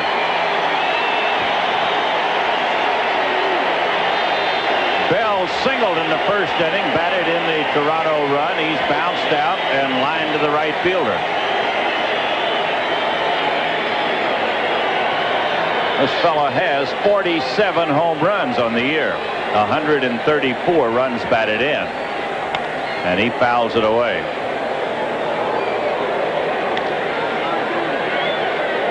He's a tough man to walk.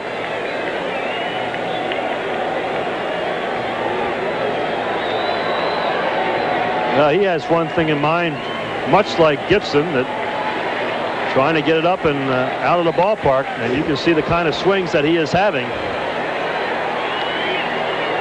You see him fussing at himself right there after that swing. He said, hey, I had a pitch up in the strike zone and I fouled it away.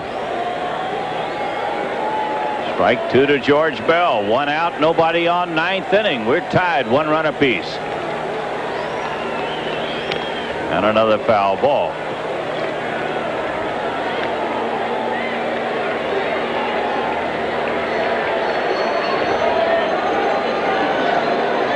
Blue Jays did not bat in the bottom of the 9th inning on Thursday night. They led 4-3. But they batted in the 9th inning Friday night and Saturday. Down by 2, and they pulled them out. 3 runs Friday night, 3 runs Saturday.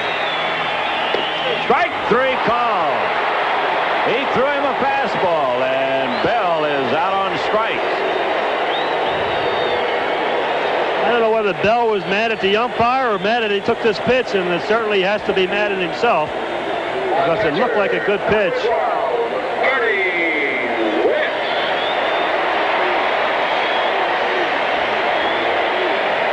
2 outs, nobody on, and the batter is Ernie Whitt. Ernie's 0 for 3, bounced into a double play his last time up.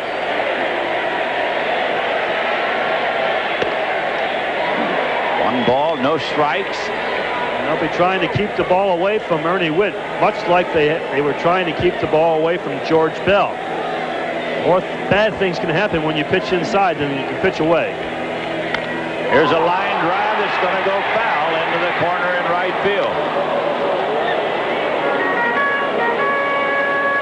1 ball, 1 strike. Ernie hit the ball hard. He did not have home run distance. This should work into Alexander's advantage. Players trying to pull the ball because normally he has pinpoint control. 1 ball, 1 strike. Pitch coming up to Whitt. And another foul ball makes it 1-2. You want to know why Minnesota's about to wrap it up in the American League West? Puckett hit his 28th home run today.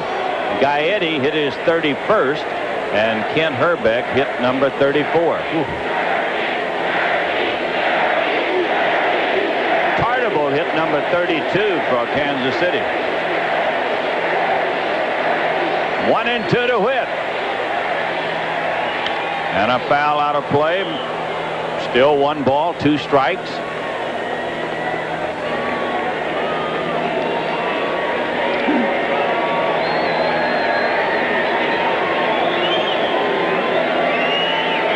A 1-1 ball game in the bottom of the 9th inning in Toronto.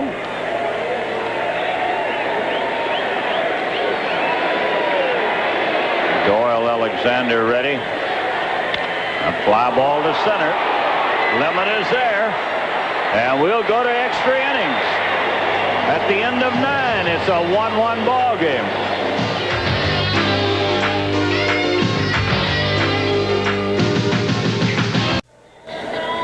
We're going to pause 10 seconds for station identification. You're watching Tigers 87. Now for a complete look at this week in sports, including the highlights of the heated pennant race for first place. Catch Sports Final Edition with Scott Wally. That's tonight at 11:30 here on Channel 4. A 1-1 ball game as we go into the 10th inning. This is Tom Henke, who is pitching in relief of Clancy. Henke came on in the 8th inning. Got the Tigers out in order. Gave up a leadoff homer in the 9th inning to Gibson to tie the ball game. Then he got the next 3 batters. Henke leads the American League in saves, has 34 on the year. Righetti has 31. Chet Lemon will lead it off for the Tigers. And a pitch low. Chet Lemon is 0 for 3 in this game. Tigers have 1 run on 6 hits. Blue Jays 1 run on 4 hits. Ball 2. No, he should get a good pitch to hit here. They certainly don't want to walk the leadoff batter. And Chet's just going to have to look for a ball that he likes and look for that zone. Here it is. Ball 3. Came in over the plate but high. 3-0 to Lemon. Wells is the left-hander in the bullpen for the Blue Jays. Sparky and his crew looking on. Ball 3, no strikes to Chet Lemon. And a strike makes it 3-1. Henke hasn't walked anybody since coming on in the 8th inning. And allowed only 1 hit, but that was a home run. The 3-1 pitch. Strike 2.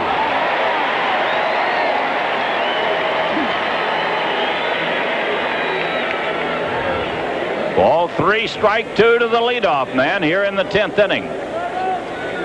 Lusader will bat next. And the pitch. Ooh, Chet had a good fastball, fouled it away. I don't expect Henke to go with any trick pitches with 3 and 2. He has a good fastball, and he'll be just trying to throw a strike with it. Well, you don't have much time to decide whether it's in the strike zone or not. You have to pull the trigger. And he struck him out. Good piece of pitching by Henke. Yeah, he made a good location pitch here. Look at the ball right on the outside part of the plate. Fell behind 3-0 to Lemon and came back to strike him out. And the batter will be Scott Lusader, who's had a double today in 3 trips.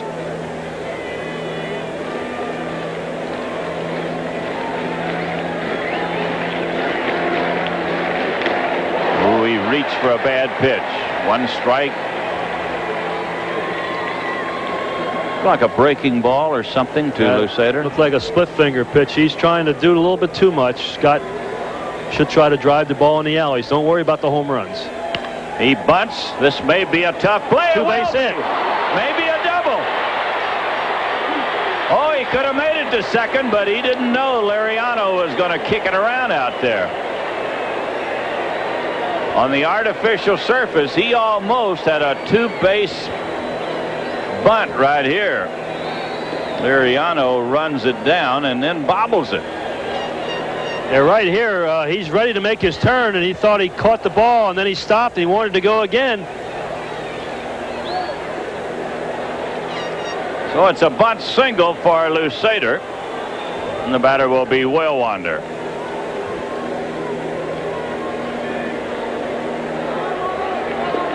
Conference at the mound between Whit and his pitcher.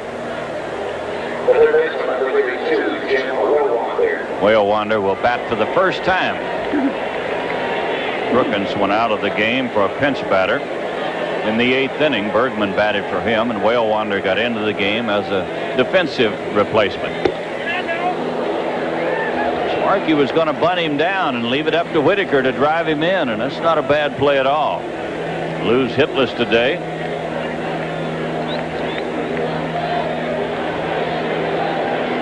Now the surprise element is gone as Org moves in very close at third base. 1 ball, no strikes. I tell you, it's tough to bunt a man down on the artificial surface under any condition, and when you throw as hard as Hinkie's throwing, very tough to deaden the ball to where they can't make a play at second base.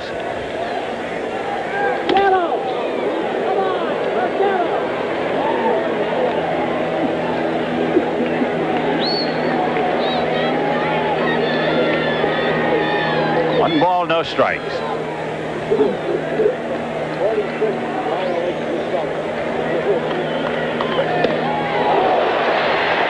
Big rip at it. No bunt in mind there. 1 ball, 1 strike. Now Grammas at third base giving the signs to Whale Wander. Runner at first is Lou Sater. 1 out in the 10th inning.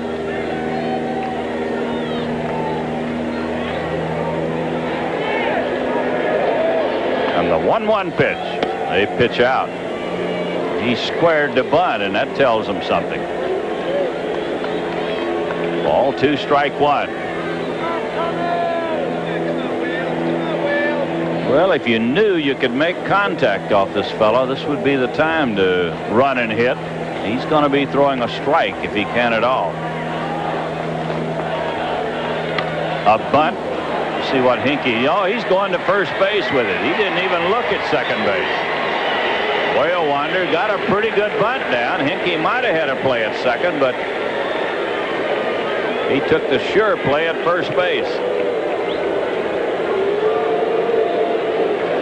Well, it leaves it all up to Lou Whitaker, who has been hitless in today's game. He may not get a chance to pitch, and although Jimmy Williams is coming out and might want to make a pitching change.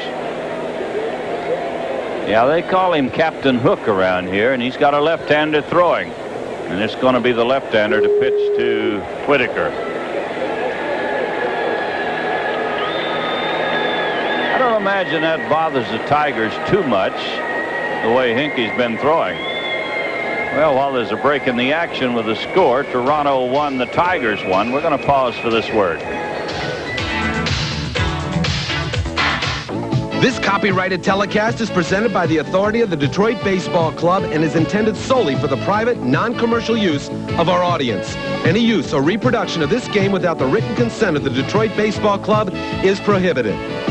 The announcers for these telecasts are selected by the Detroit Baseball Club and WDIV and compensated by WDIV. Wells is the new pitcher for the Blue Jays, the big left-hander. Spent most of the season with the Syracuse ball club, and he was 4-6 down there. 43 games, he had 6 saves. Since being with the Blue Jays, he is 4-3, pitched in 15 games, 2 as a starter, and has 1 save on the year. He'll pitch to Whitaker with the go-ahead run at second and 2 outs in the 10th inning. A 1-out bunt single by Lou Sater, and then the sacrifice bunt by Whale Wander puts him at second base.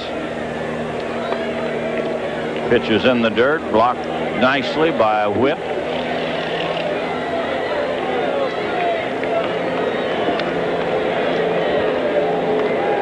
They give Lou Whitaker everything in right field. Far field is well into right center. They figure he's going to hit the ball to left field. Yeah, they've been pitching Lou, particularly left-handers, away, and they're going to play him that way. And Lou has been hitting the left-handers to left field. 1 ball, no strikes. They'll make it 2-0. Ball 2, no strikes to Whitaker. Darrell Evans would bat next if Lou gets on.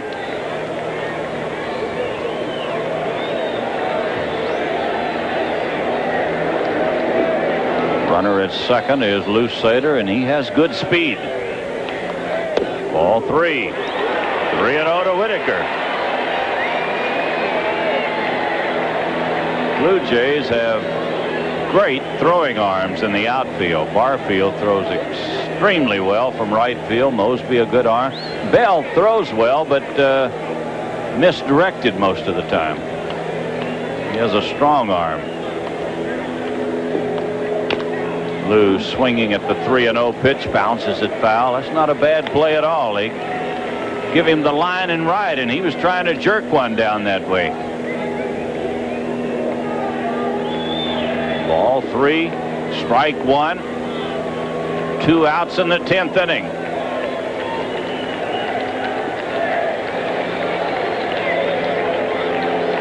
David Wells is the pitcher. He's pitcher number 3 for the Blue Jays today. Doyle Alexander has gone all the way. Here's Doyle for the Tigers. The 3-1 pitch. Fly ball into shallow left field. Shortstop's going to make the play on it. And the inning is over. We get Whitaker to pop it up. We go to the bottom of the 10th and tied at 1.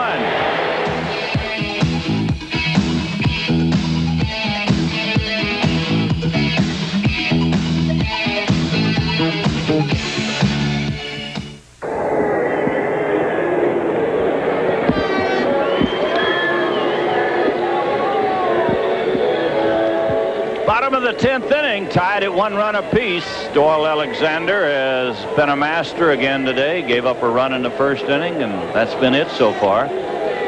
Tigers got a run in the 9th inning, top of the 9th. Gibson hit a long home run to tie it up.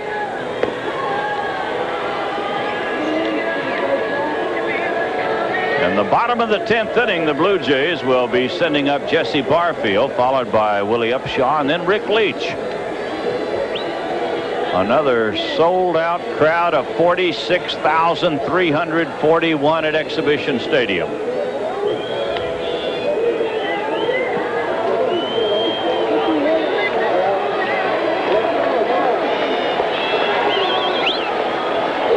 Jesse Barfield has bounced out, flied to center, and flied to right.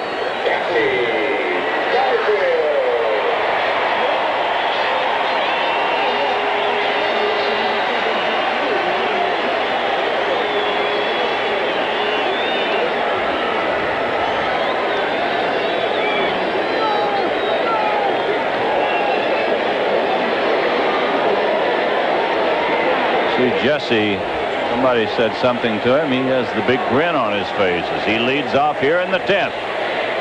And a strike from Alexander. 1 strike to Barfield.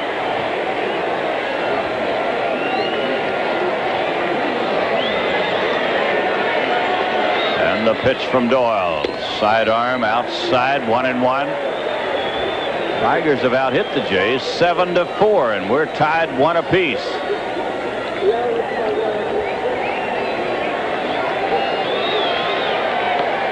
A strike makes it 1-2. Barfield all day long looks like he's been looking for off-speed pitches, and he's been getting a lot of fastballs. 1 ball, 2 strikes.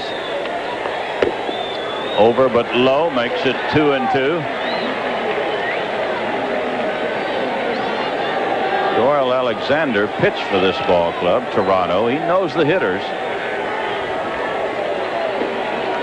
There hasn't been too many teams Doyle has not pitched for. Ball 2 and strike 2. Here's a drive to center. Lemon is there. And 1 out in the 10th inning. Barfield hit it on a line right straight to Lemon in center field. First baseman, number 26, Willie. The batter is Upshaw. Willie's 0 for 3. Blue Jays have only 4 hits. 2 of those belong to Liriano, 1 to Bell, and 1 to Manny Lee. Bell's single drove in a run in the first inning. 1 ball, no strikes. And a strike makes it 1-1. It's John Shulock behind the plate calling the balls and strikes.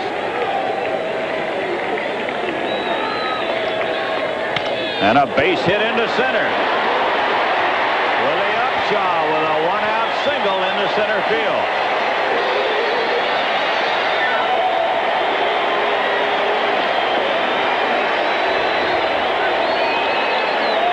This ball is hit on the end of the bat, not hit hard, but again looped into center field. And I think we have a pretty good chance of Upshaw attempting to steal. They've been running on Matt Noakes behind the plate. Upshaw doesn't have great speed, but he does have 10 stolen bases.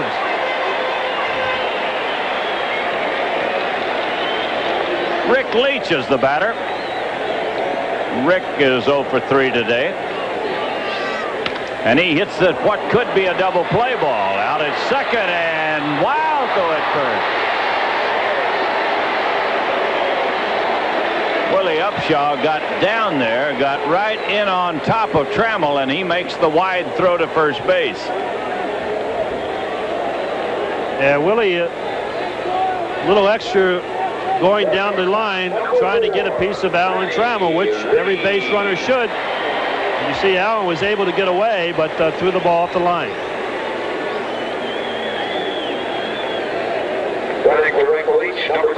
We're going to get a runner for Leach. Thornton is coming on to run for Rick Leach. He's at first base with 2 outs. Good base stealer. 38 stolen bases at Syracuse. Has 1 here with Toronto. And a perfect spot to run.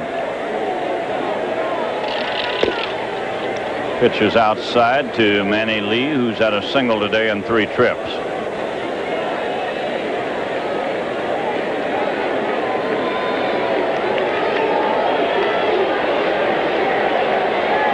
Runner at first, 2 outs, and the pitch. Ball 2. Doyle Alexander doesn't want to walk this little guy, and he knows it.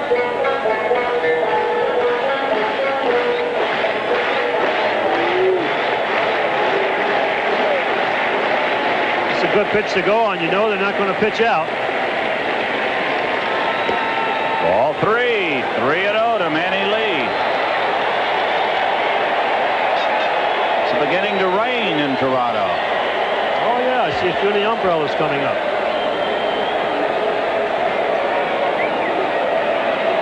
Ball 3, no strikes. And he walked it. Manny Lee gets a walk.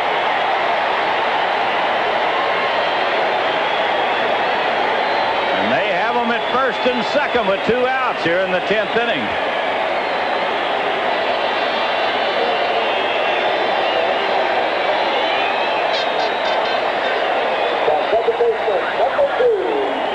He was pitching to Manny Lee like it was George Bell. 3-0 pitch was a screwball. Yeah, he might be getting a little tired. You're asking an awful lot of someone Doyle's age to be throwing this many innings. There's nobody throwing in the Tiger bullpen. It's all up to Doyle to get him out here in the 10th inning. Nelson Liriano's the batter, and he takes a pitch low.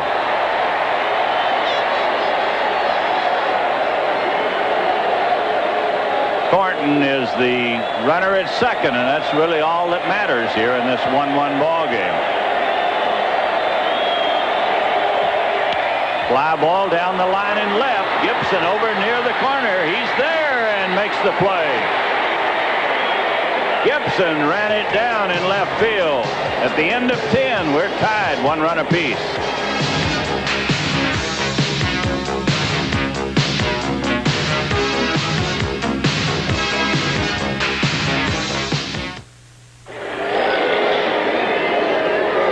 Well, we have a new pitcher, Jeff Musselman, now pitching for the Blue Jays. Jeff's having a fine year for Toronto as the rain comes down harder and harder here. His record is 12-4. 65 games he's pitched in so far this year. 85 innings, 69 hits, and allowed 39 runs. He's allowed 5 home runs. He's walked 50 and struck out 50. So there is a tendency once in a while for Musselman to be a little wild. Darrell Evans will lead it off for the Tigers in the 11th inning. Evans, Gibson, and Trammell. As Jimmy Williams goes to his bullpen to get another left-handed pitcher. He brought Wells on to pitch to Whitaker with a runner at second in the 10th. And now leading off here in the 11th with two left-handed batters coming up, he brings on Musselman. Pitch is low. 1 ball, no strike. Tigers tied this ball game in the 9th on a dramatic home run by Gibson. Ball 2. 2-0 to Evans.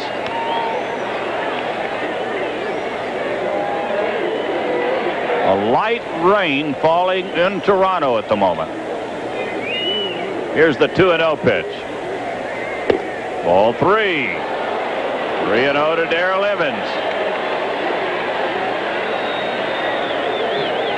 Mike Heath is loosening up in the Tiger bullpen. Ball 3, no strikes. And a strike right down the middle to Darrell Evans. Ball 3, strike 1.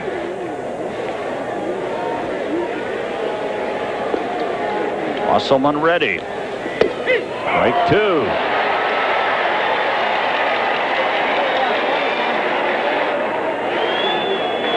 Darrell says, wow. He didn't think that was a strike. Kid looks like he should be in high school. Or just graduated. Ball 3, strike 2. And the payoff pitch to Evans. Here's a long drive into deep right center field. This ball's well hit. And gone. A home run for Darrell Evans. Darrell Evans has just hit one out of here. He ought to say thanks to the home plate umpire for calling that his last pitch a strike on him. That gave him a chance to swing the bat. Number 33 for the old pro, who keeps getting better with age, it looks like.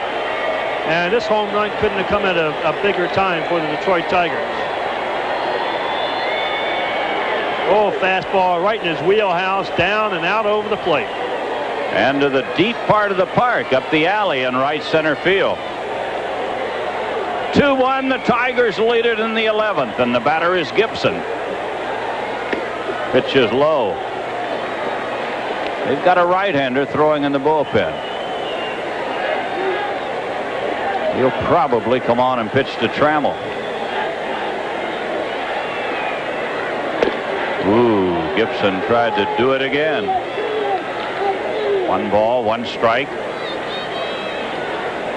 Tigers striking with a home run ball. 1 in the 9th to tie it. 1 in the 11th to go ahead.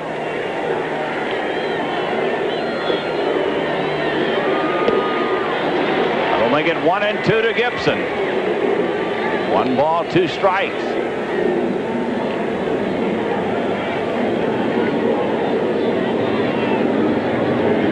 Musselman gets ready. That'll make it 2-2.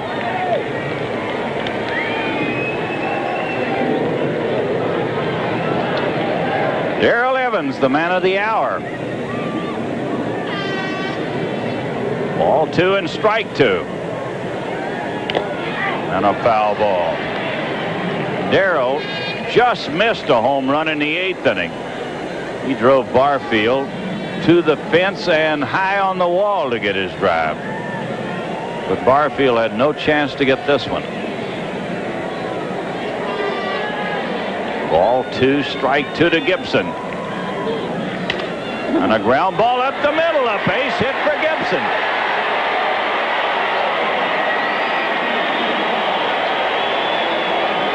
Gibson with a base hit.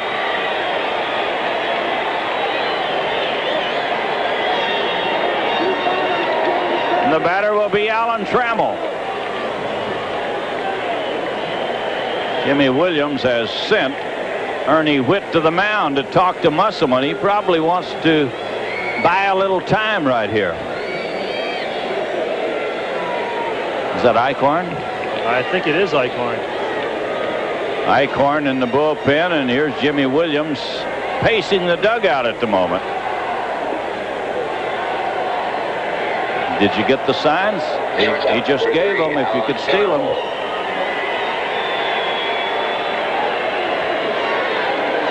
Alan Trammell has had a hit today and a walk. He might want to leave the left-hander in only because of the tremendous speed that Gibson has. And because Noakes and Grubb are following left-handed batters.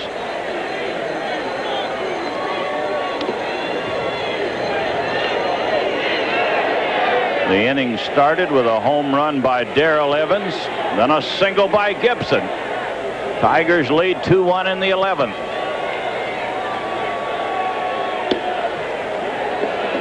One ball, no strikes to Trammell.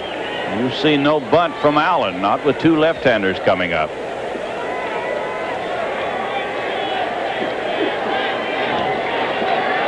Mike Henneman is throwing in the Tiger bullpen. And a fly ball to center. Easy play. Mosby moves in under it. Well, Trammell is out, and the batter will be Noakes. Allen got jammed with a 2-ball, no strikes. He was a little upset with himself after he got back to the dugout, but I think we can pretty good chance that Gibson might be running now.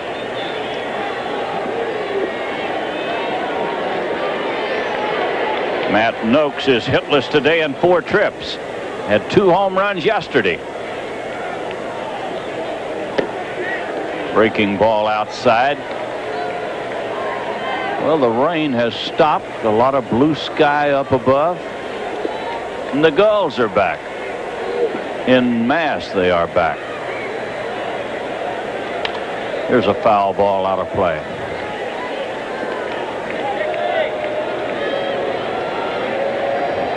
Yeah, those right field seats down the far right field seats, that's their territory. And this is the time of day.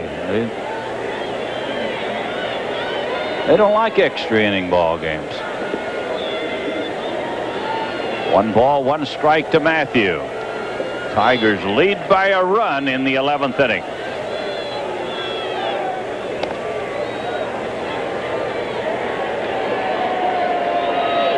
Musselman does not have a great move to first base, but he keeps you close.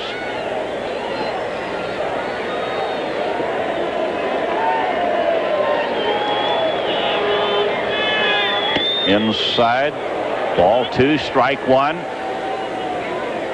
Here's the Gulls. I tell you. Would that be called foul territory down there? Well, they are in center field right now, and I'm going to. Ball's in play, and if it hits a goal, absolutely. Ball is in play.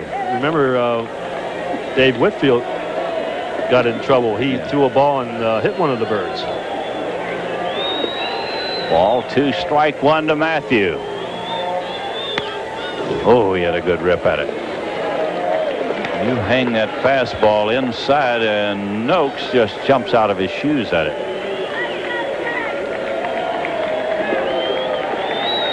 Ball 2 and strike 2. After the base hit by Gibson, I'm sure Jimmy Williams wanted to go to Eichhorn, but he could see the left-handers coming up after Trammell, and he's stuck with Musselman. The 2-2 pitch. Ball 3. Matthew laid off of a good breaking ball. Well, you're going to run Gibson. Ball 3, strike 2. I think so. He has to be very careful that he makes the pitch to home plate. Matt Noakes has 31 home runs, 86 runs batted in.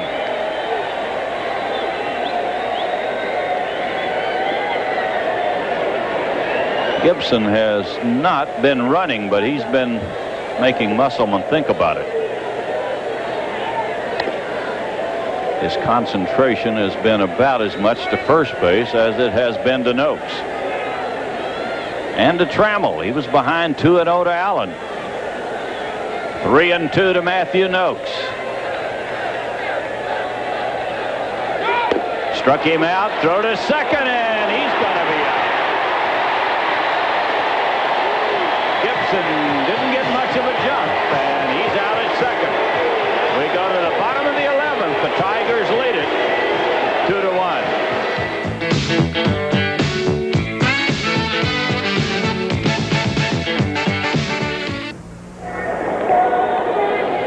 2-1. The Tigers lead it in the 11th inning as Doyle Alexander goes to work. He'll be pitching to Lloyd Mosby, Garth Org, and George Bell in the 11th inning. A very dramatic home run by Gibson in the 9th inning tied this ball game at 1 run apiece, and then a dramatic home run by Evans in the 11th with the Tigers in front. And the Blue Jays, who were down by 2 on Friday night, down by 2 on Saturday, come to bat here in the 11th, down by 1.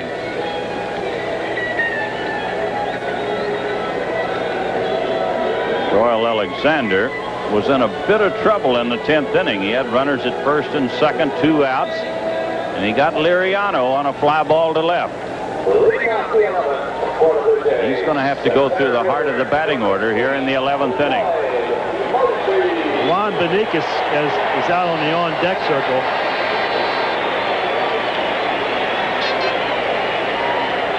Beniquez will be batting for Orge.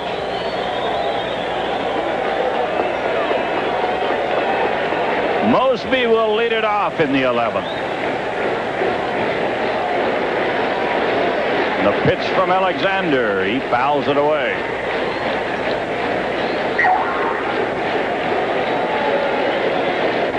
The old sun is trying to pop through again. Getting some blue skies up above. Here's the 1-strike pitch to Mosby. And another foul ball. Strike 2.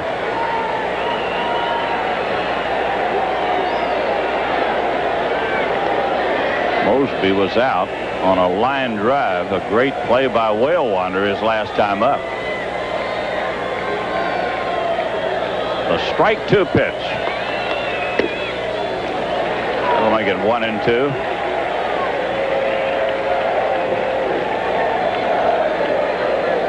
Lloyd Mosby waiting on Alexander.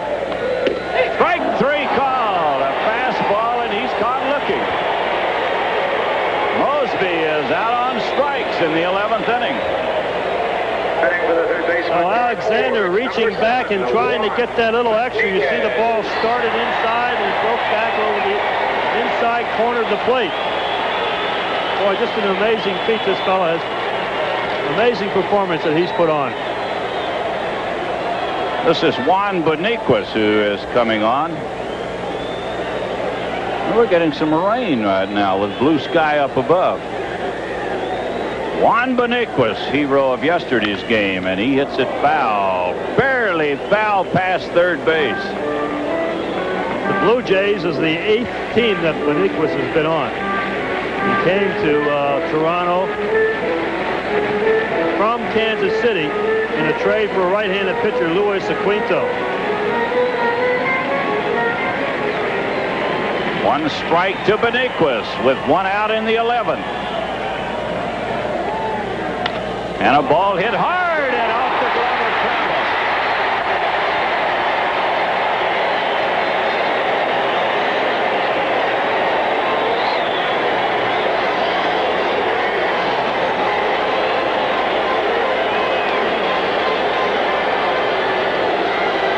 Well, I think Allen thought he was going to make a routine play there, and it skipped off his glove. Looked like a play that should have been made. The ball did come up at the last instant, but a play that I think should have been made that scored an error. And we're going to get a new catcher. Sparky wants to get Heath in there in case they're running. Mike Heath is the new catcher. He throws much better than Noakes, and Sparky says we got to get him in there.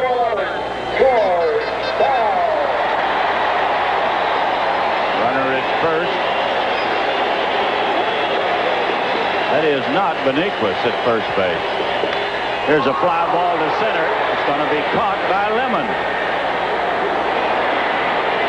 Chester puts it away.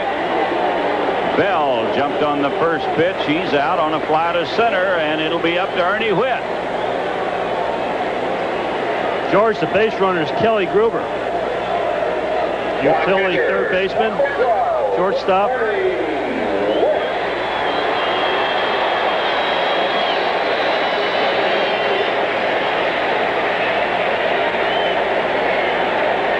Two outs with a runner at first, and the batter, Ernie Whitt.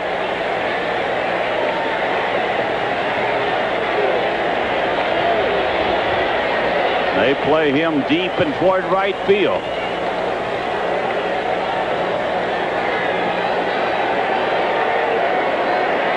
Doyle Alexander ready. Pitches outside. I don't know whether they'd risk Gruber running or not. He's a good base runner. He has 12 stolen bases. Been thrown out 2 times. They might want to give Ernie Whitt a chance to swing away.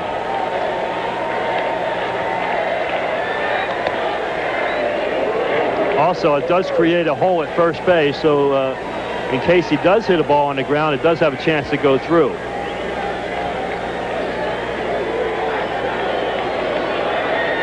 One ball, no strikes. I don't know why Lou Whitaker is playing in that close. With 2 outs, I would be back in the outfield. Pitch is low, ball 2. 2-0 to Ernie Whitt.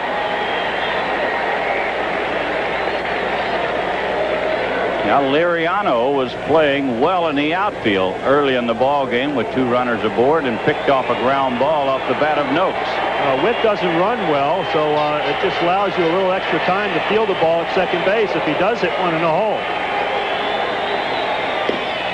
Pitch is outside, ball 3.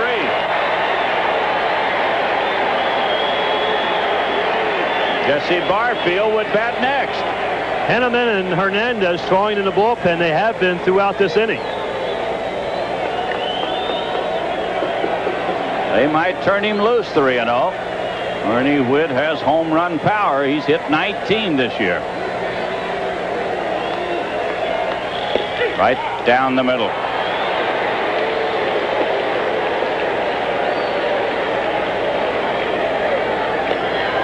Ball 3, strike 1.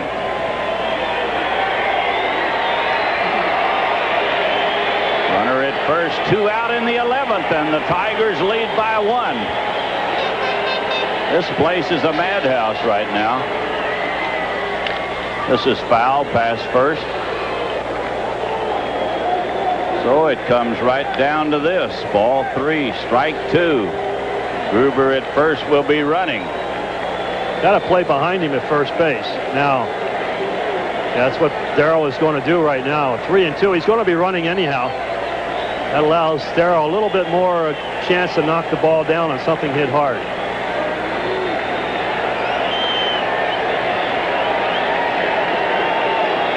Ball 3, strike 2 to Ernie Whitt. And they are on go here in Toronto. Doyle Alexander getting the sign, and here's the pitch.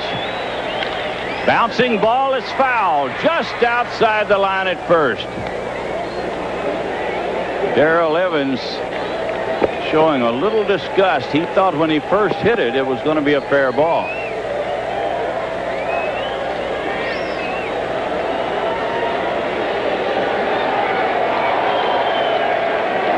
So we'll do it again. Kelly Gruber is running from first. He carries the tying run. Ball 3, strike 2. He walked him.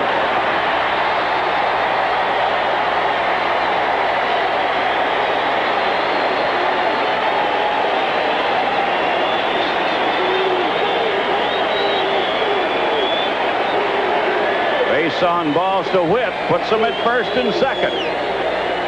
And the batter is Jesse Barfield. Here's the Tiger bullpen. Number 29, Jesse Barfield.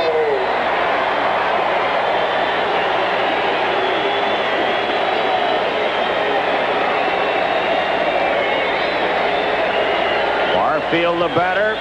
Gruber, the runner, at second. Whit at first.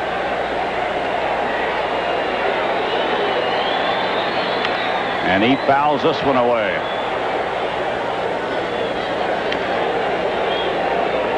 Barfield wasting no time. He jumped on the first pitch. Been a lot of first ball hitting off Alexander all day.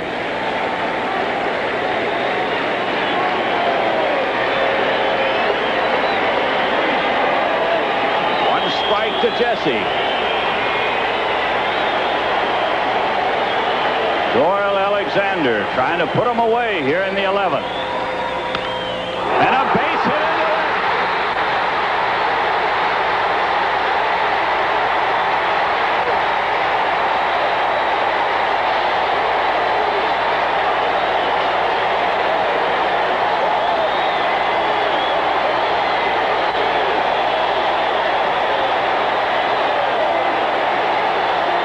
Question about this one. This ball was hit hard right in the hole between short and third.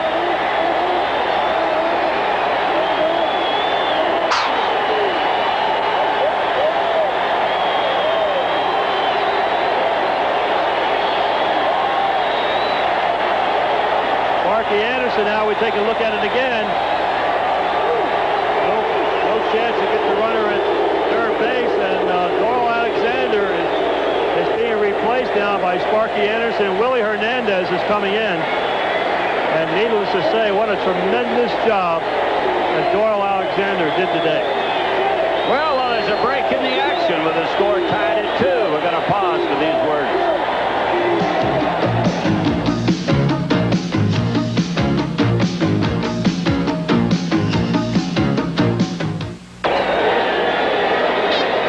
Hernandez replaces Alexander here in the bottom of the 11th inning. Man on first and second. There are 2 outs.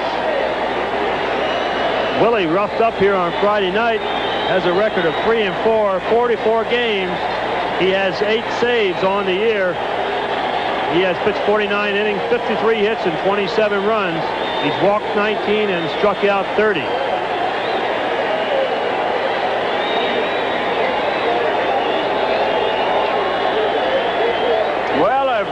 Dramatic 2-out base hit by Barfield has tied the game, and this man right here, Doyle Alexander, just pitched his heart out on this Sunday afternoon in Toronto.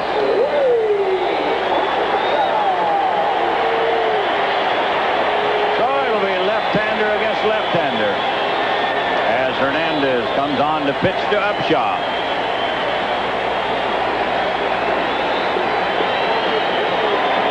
Willie had a base hit his last time up. Takes a pitch low.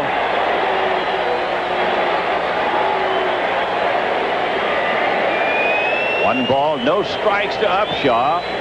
Ernie Whit carries the winning run at second base with 2 outs. This is Felder in the on-deck circle in case they get to him. Ooh, good stop by Heath, who had to block it in the dirt. Ball 2, no strikes.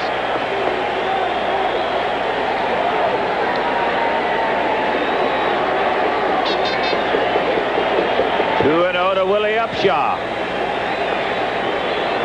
Blue Jays trying to come from behind. They have come from behind, tied the score, trying to win it here in the 11th.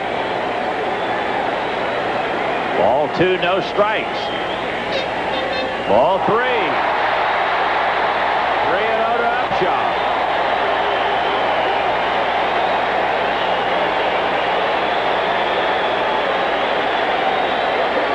Willie really hasn't come close to throwing a strike yet. Everything's been in the dirt. Yeah, he made a couple of bad pitches the other night and up in the strike zone and really trying to keep the ball down in the strike zone. And unfortunately, their ball are almost bouncing ahead of home plate. Mike Henneman is throwing in the bullpen. If Felder bats, more than likely it'll be Henneman to pitch to him. He might get the hit sign here. Here's a strike.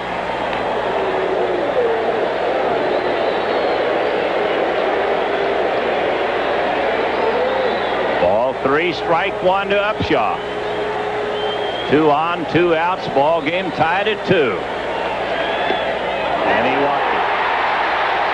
Billy Upshaw gets a walk. And the bases are loaded here in the 11th inning.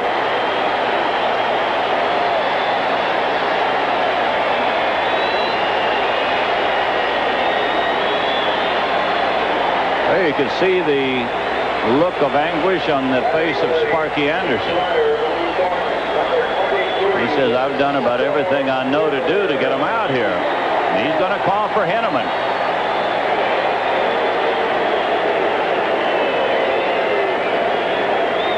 It's going to be Henneman coming on to pitch to the right-handed hitting Felder. And he's looking toward the dugout. We talk a lot about Alexander, where we would be without him. Certainly this fella here, Mike Henneman, also has done an outstanding job and has emerged as one of the few pitchers out of the bullpen you can rely on. And certainly coming into a pressure-packed situation here in the bottom of the 11th inning with the bases loaded. Henneman so far this year is 9-3. He has pitched in 52 games, 6 saves, 90 innings, 85 hits, and 36 runs. He's walked 28 and struck out 71. Mike was the losing pitcher in yesterday's ball game. McGriff's going to bat. Pitch that got him in trouble was hitting Rick Leach with a pitch. But Mike throws 3/4, fastball, slider, and a pitch that he has developed and has perfected has been the split finger pitch, and one that he's been using quite often to strike people out. But again, with the bases loaded, he may not want to go to that pitch until he gets 2 strikes.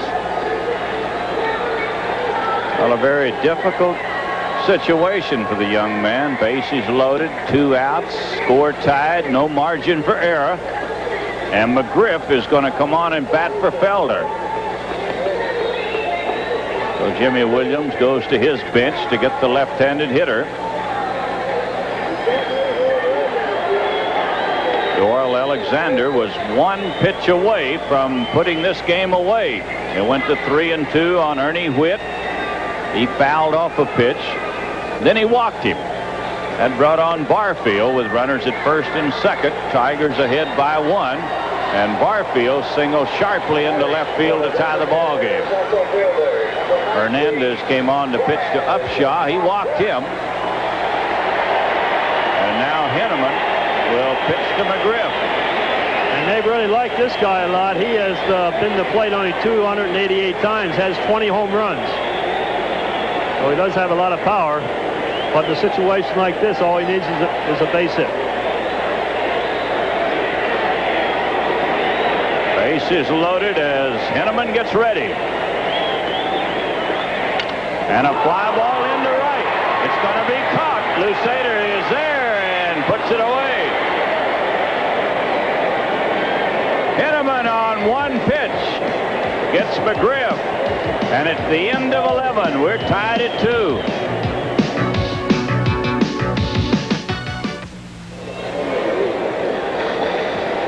Jim Morrison, George, just came out of the dugout and looked like he's going to pinch hit for John Grubb. So it'll be Morrison leading off. Lemon and Scott Lusader will follow for the Tigers in the 12th inning. Tigers scored a run in the top of the 11th on a home run by Evans. Blue Jays came back on a 2-out single by Barfield to drive in the tying run. Mike Henneman finally got him out with the bases loaded.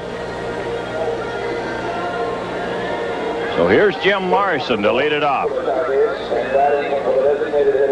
Jeff Musselman is the Blue Jay pitcher. He is the 4th pitcher today. Jeff came on in the 11th inning. Jimmy Williams looks like after Morrison's been announced that he looks like he's going to make a change. And that's exactly what he's going to do. I'm telling you, we're going to see everybody in all the both rosters, it looks like, today. I believe that's Nunez. I believe. Your attention, please. Coming into the ball game for the Blue Jays, number 45, Jose Nunez. Say Nunez, he's another one of the guys who've been doing a good job for Toronto in a relief role, spot starter whenever double headers pile up. Nunez has a 5-1 record. His earned run average is not all that great, 5.11, but that can go up in a hurry in one bad outing. He has pitched 35 games, 9 as a starter, 93 in the third innings, 89 hits. He's allowed 56 runs, 12 home runs, so he is, you can light him up a little bit.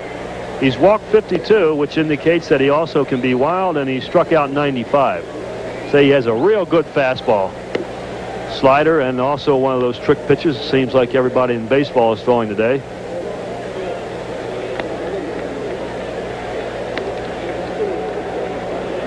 Morrison is still the batter. Sparky is going to stay with Jim Morrison against Nunez, and then it'll be Lemon and Lou Sater.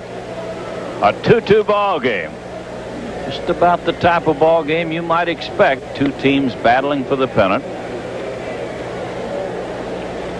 Now, you would think these are the kind of games that we would have had the whole 4-game series here. The pressure situations, but this has been the only really true pitcher's game in the whole series. Yeah, it looked like Clancy was going to be the winner in a 1-0 ball game. Hinkie was relieving and had everything under control. Gibson tied it up in the 9th inning with a home run. And we're in extra innings, tied at 2 as the pitch comes up to Morrison. It's a ball. Jim Morrison has 4 home runs and 19 runs batted in.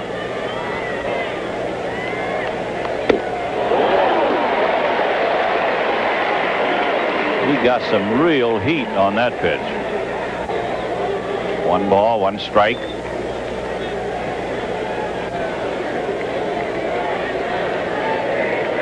And the pitch, breaking ball, is over, makes it 1-2.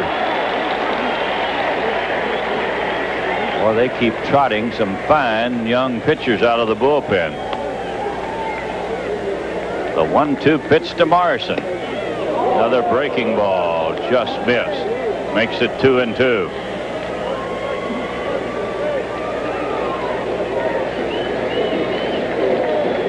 Ball 2 and strike 2 to the leadoff man. And he fouls it away.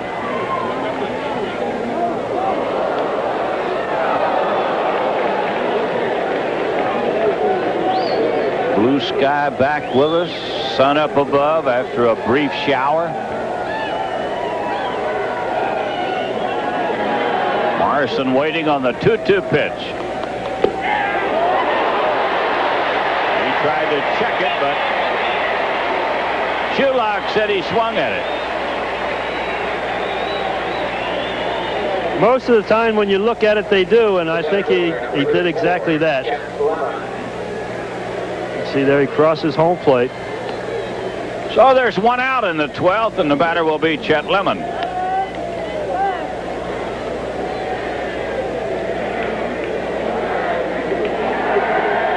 Chester is 0 for 4 in this game. He struck out a couple of times. Takes a pitch low.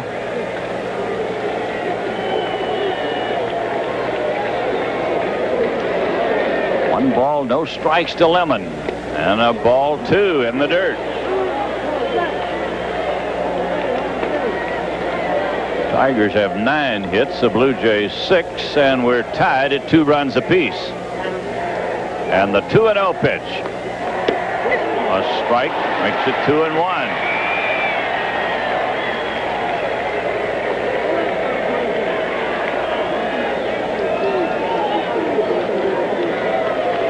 Ball 2, strike 1, and the count goes even at 2-2. He had a good rip at it. Nunez throws hard when he turns it loose. Pretty good breaking ball, but it looks like the fastball is his bread and butter. Ball 2, strike 2. And a drive into left field that will be caught by Bell.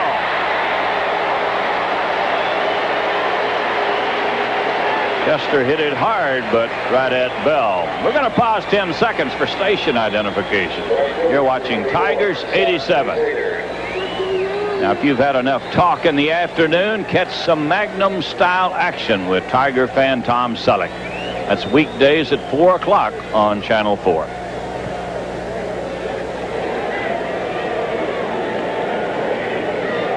Scott Lusader is the batter, and Scott takes it on the outside corner.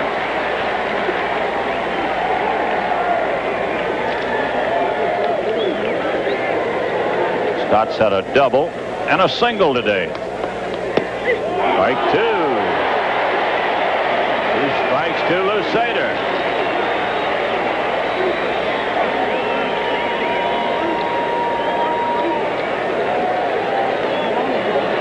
Nunez gets ready. Very close. 1 ball, 2 strikes. Now he's not only throwing hard, but he's hitting pretty much the spot where he wants to throw it. That can be very difficult to hit. The 1-2 pitch. Ball fouled off the mitt of Ernie Whitt.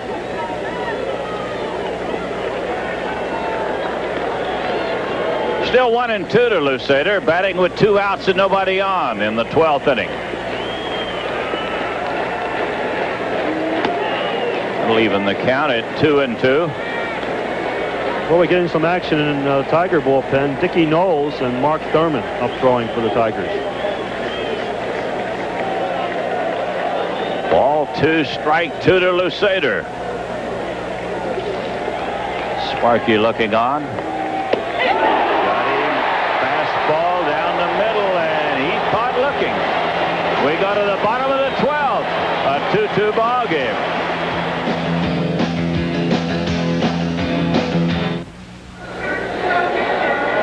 Here come the Blue Jays in the 12th inning. They'll be sending up Manny Lee, Nelson Liriano, and Lloyd Mosby.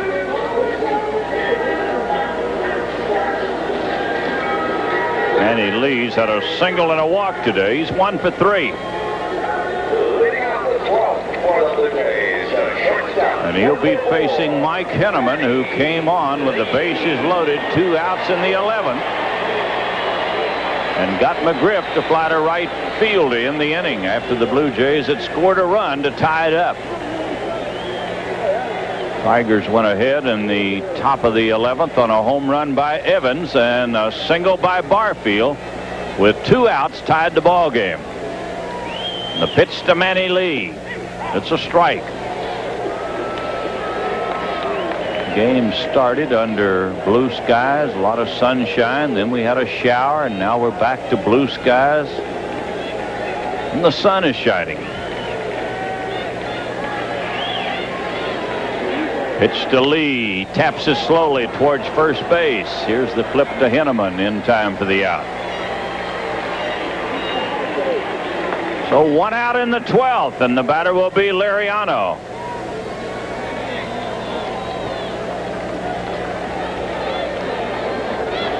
Second baseman, number 2. Liriano's had 2 hits today. 2 for 5 for this young man.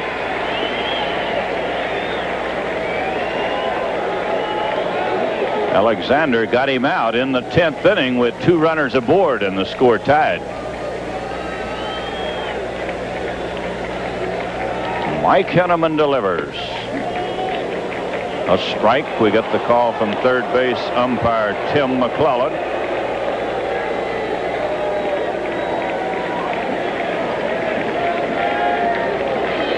One out, nobody on in the 12th. And the 1 strike pitch. It's a ball, 1-1.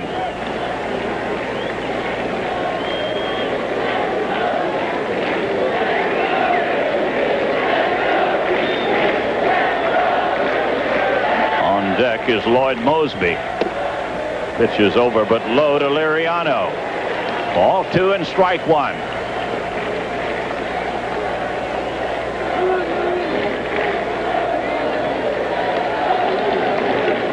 They play rather shallow in the infield for this little guy. He runs well. They're ready for a bunt. Strike. He caught the corner. Ball 2 and strike 2.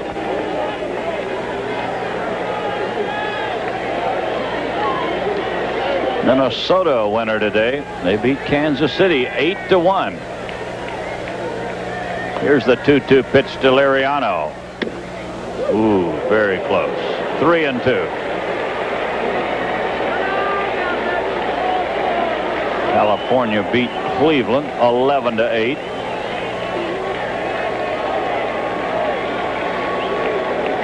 Ball 3, strike 2.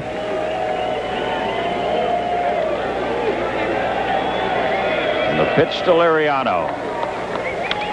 This one's fouled back. Liriano hit only .250 at Syracuse this year. He looks like a much better hitter than only a .250 hitter at Syracuse. He did have 36 stolen bases with the AAA ball club. Ball 3 and strike 2 as we look at the Blue Jay dugout. Here's the payoff pitch from Henneman. Ball hit toward first base. Once again, Mike covers, and the out is made. 2 away in the 12th inning. And it'll be up to Lloyd Mosby. Baltimore has an 8-5 lead over the Yankees. Baltimore is batting in the bottom of the 8th inning.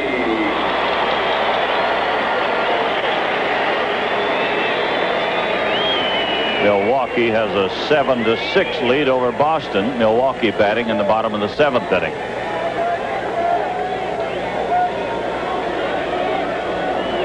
Lloyd Mosby, the batter. He is hitless today in 5 trips.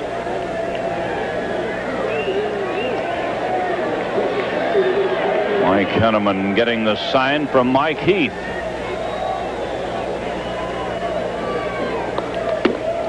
Pitch is outside. In the National League, the Mets a winner today. They beat Pittsburgh 12-3. Montreal beat the Phillies 5-3. The 1-0 pitch. A towering pop-up. It's in play. Heath is calling for it in foul territory, and he'll put it away. At the end of 12, we're tied at 2.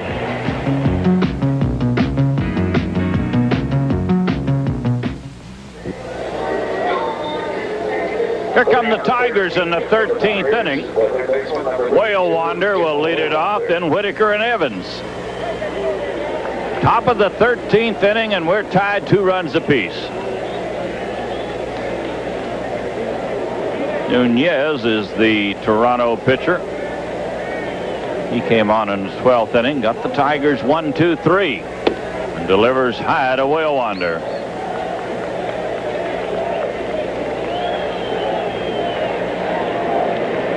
One ball, no strikes to the leadoff man, and a foul back into the crowd makes it 1-1.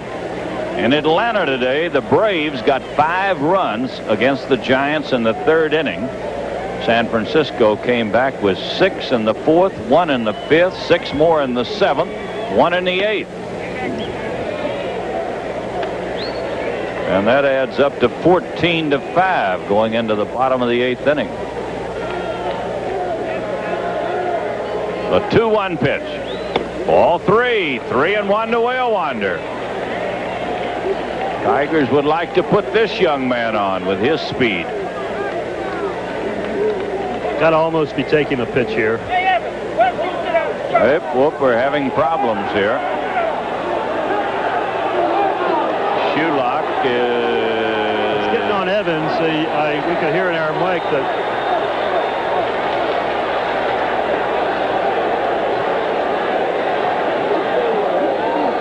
this is no time to throw anybody out of a game if you can help it. There's no time to get thrown out of the game.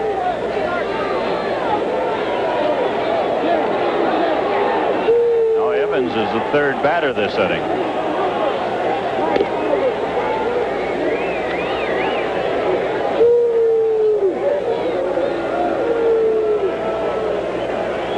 I don't know what caused all of this, but it did seem to be that Shulock and Evans were going at it. Here's the 3-1 pitch.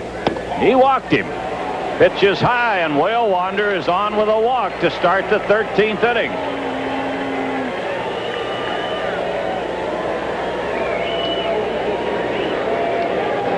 And the batter is Whitaker. Baseman number 1, Lou Whitaker. Lou Whitaker is hitless today in 5 trips.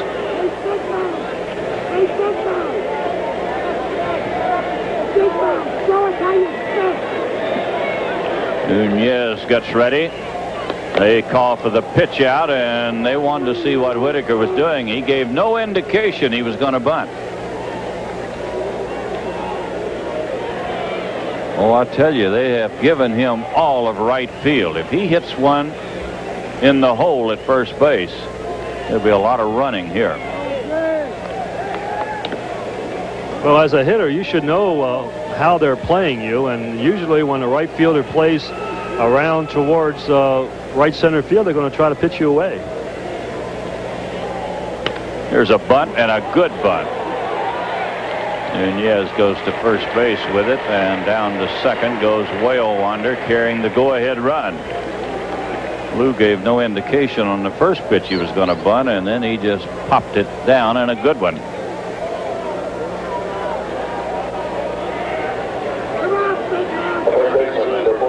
The batter will be Doyle Evans, and he and Shulock are still discussing everything, whatever it might have been.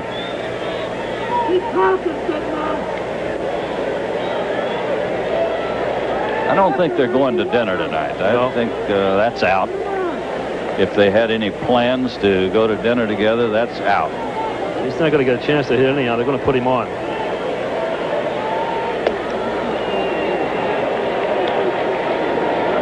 They are going to walk Darrell Evans and pitch to Gibson. Gibson and Trammell following here.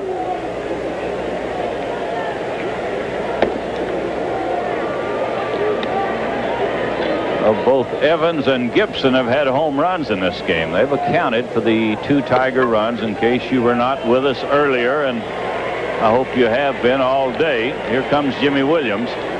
Gibson's home run tied it in the 9th inning at 1-1. Evans' home run in the 11th put the Tigers in front, and then the Blue Jays tied it with a 2-out base hit.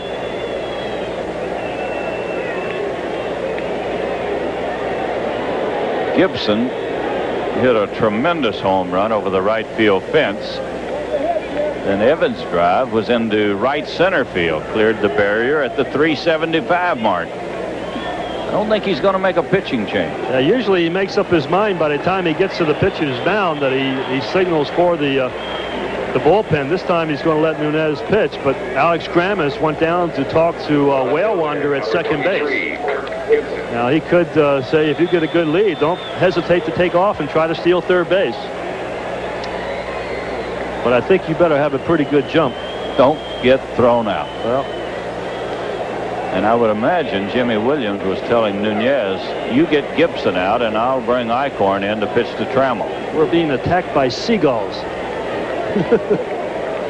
2 on and 1 out in the 13th inning. And the pitch to Gibson. Fly ball into shallow center field. It could be trouble. It's going to fall in and over his head. Whale Wander coming in to throw to the plate, and save at the plate.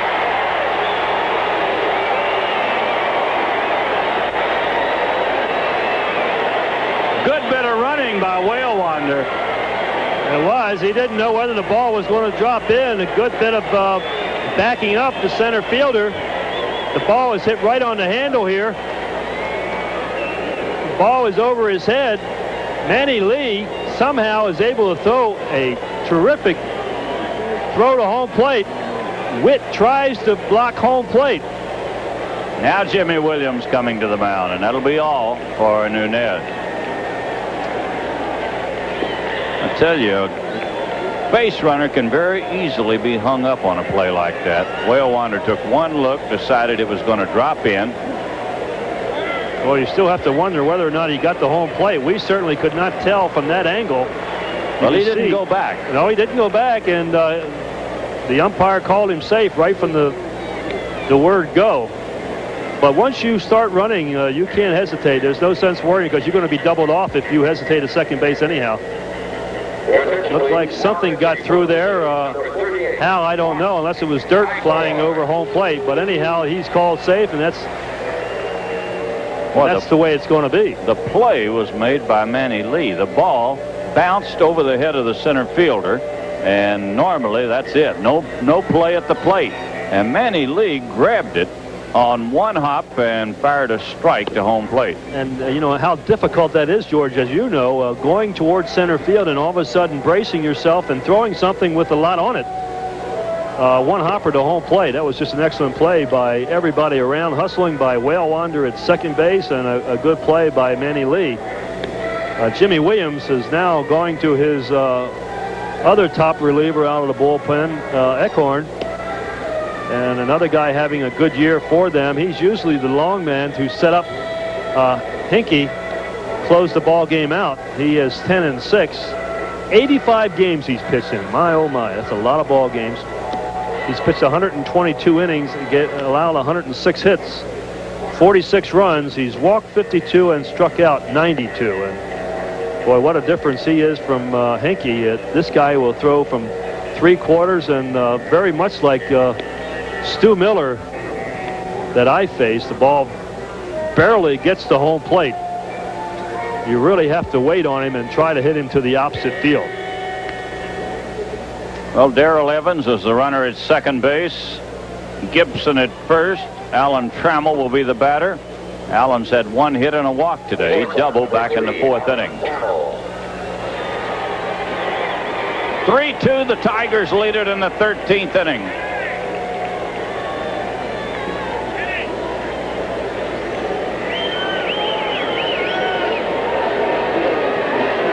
The Gulls have taken over in the outfield, as you can see.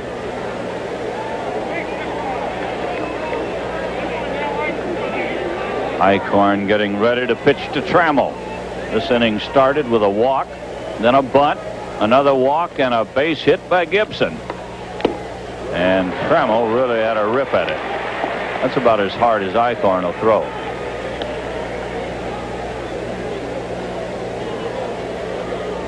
Tigers have 3 runs on 10 hits. The Blue Jays 2 runs on 6 hits.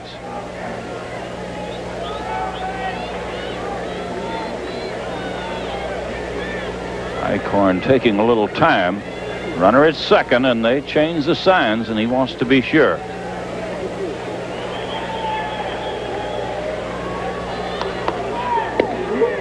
One ball, one strike to Alan Trammell.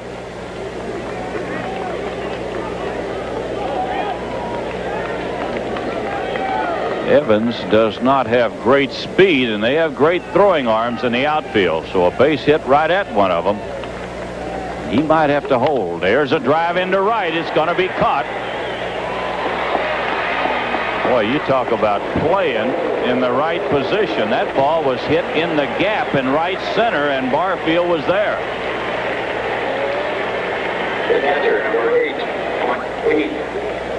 Well, that's a good scouting report, and also by a pretty good outfielder by Jesse Barfield, knowing how the opposing team hits and where the players like to hit the ball most of the time. But as you said, George, that ball was in right center field, and he was well around playing at the right place. Caught it without any problem at all on a ball that Allen has driven in the gap many times. Mike Heath will bat for the first time today, and a pitch outside.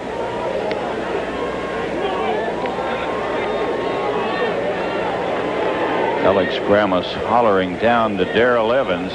When contact is made, start moving. I'm going to wave you in, I would imagine he's telling him. Here's a base hit into right. Let's see what happened. No, they're going to hold him. No way could he score on that play.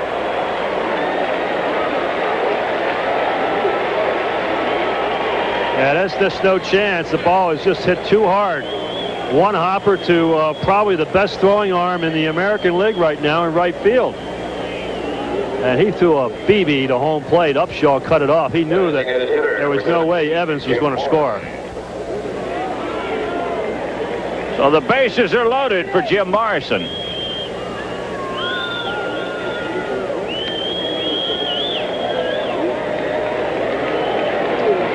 Boy, on this artificial surface, that ball got to Barfield quickly. And he plays right field like you used to play it, and Yastrzemski played left field like a roving shortstop. And Barfield came up, almost daring Evans to go. He made a perfect throw to the plate. Jim Morrison has batted one time in this game, and he popped it up. There's a strike.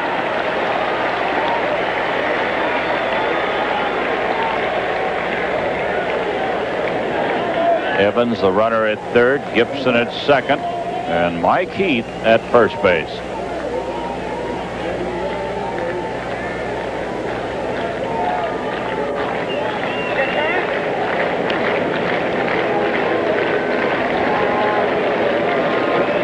Mark Eichhorn is the pitcher, and one strike to Morrison. They'll make it 1-1. He can't fool around too much. He has the bases loaded. He doesn't want to get behind. He sure can't walk him. Well, he's got to throw strikes to Jim Morrison.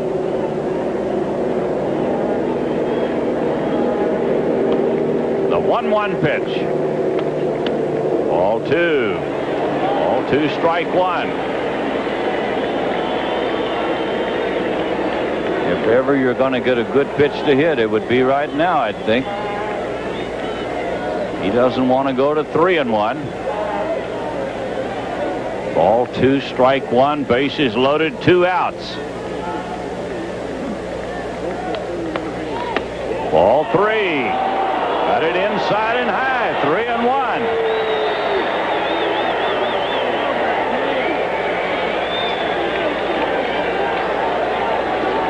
Ball 3, strike 1 to Morrison. He has no place to put him. We'll see what Morrison elects to do on this pitch. He had a good pitch to hit. 3-2.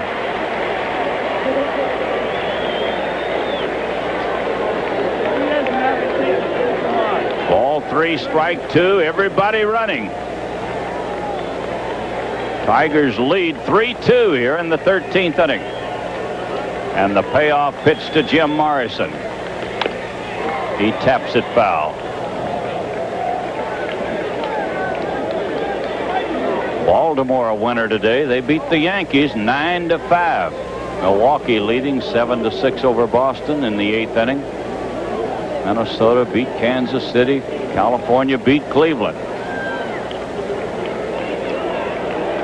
Tigers trying to pull one out from Toronto. Ball 3, strike 2. Bases loaded, 2 outs. And he swung at a bad pitch. Jim Morrison swung at a pitch out of the strike zone, and he strikes out. Tigers get a run in the inning. We go to the bottom of the 13th. They lead it 3-2.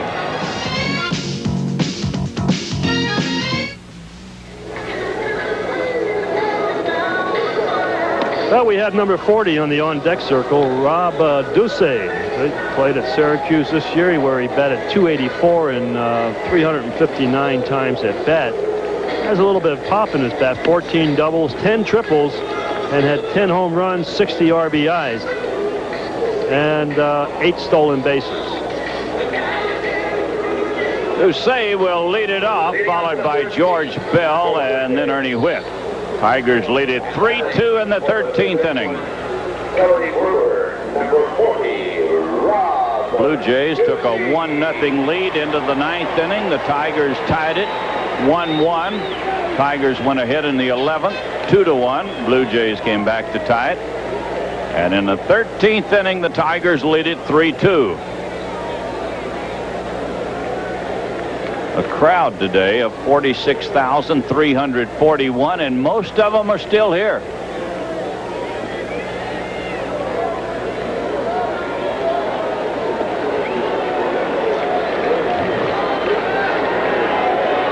Rob Doucet leads off. Mike Henneman, the Tiger pitcher. And the first pitch. It's a ball.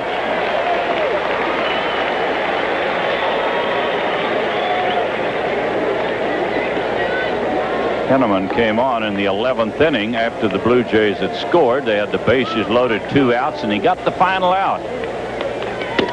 There's a strike. And in the 12th inning, Henneman got him 1-2-3. 1 ball, 1 strike to Doucet.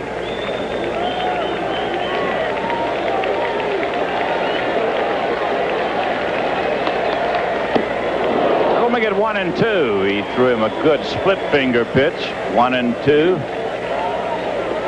Leadoff man in the 13th. George Bell in the on-deck circle.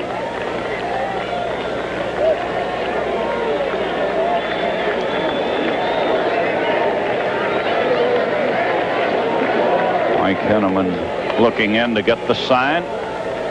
The 1-2 pitch. This will be out of play.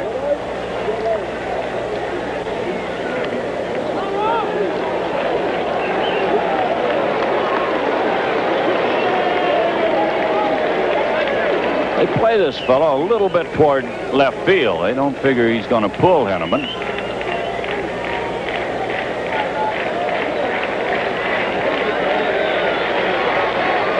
Mike getting ready, and the 1-2 pitch to Doucet, and he pops it up. Trammell at shortstop calling for it. He's got it. There's 1 out in the 13th inning.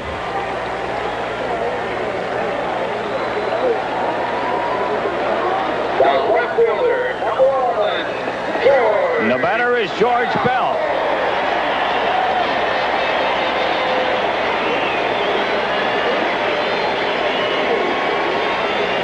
George Bell batted in the first run of the ball game. That was in the 1st inning.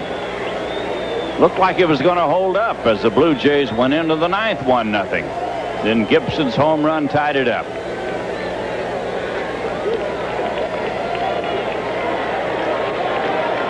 Jimmy Williams, the Blue Jay manager, looking on. And a strike to George Bell. One of the few times today he hasn't jumped on the first pitch.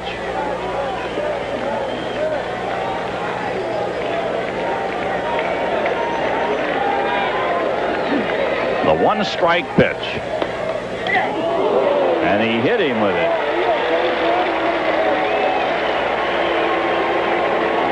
Bell is hit by a pitch ball. Looked like he hit him with a split finger pitch, and certainly that is not what they wanted. If you remember in yesterday's game, he also hit Rick Leach with a pitch. And right in the rib cage. The catcher, number 12, Ernie.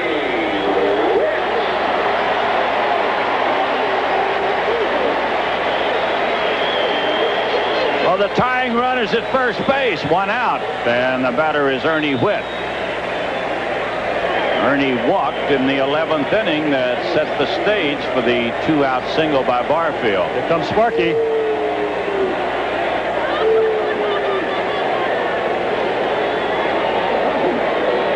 Sparky's going to play the percentages. He's going to bring in Thurman. Left-hander against left-hander. Well, we just can't get anybody to close the ball game out.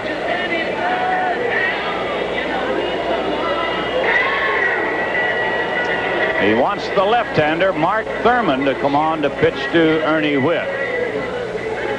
Now, Mark's been in 46 games this year and has pitched only 60 in a 3rd inning, so usually he comes in for just 1 batter or so.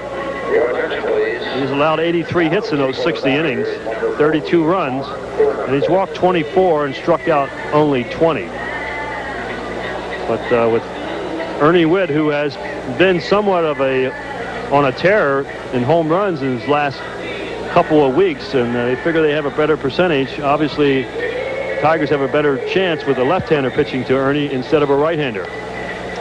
Well, they'd like to get him to hit it on the ground. They can double up Ernie, a very dangerous left-handed batter. And as Al Kaline mentions, they want the left-hander playing the percentage all the way. And as Mark Thurman comes to the mound to pitch to Witt, Dickie Knowles, a right-hander, begins to throw in the bullpen.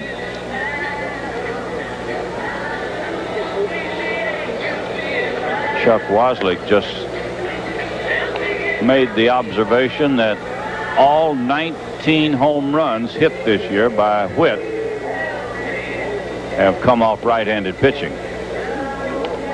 And you know that Sparky Anderson has that kind of information at hand, and he knows exactly that Witt hits right-handers better than left-handers.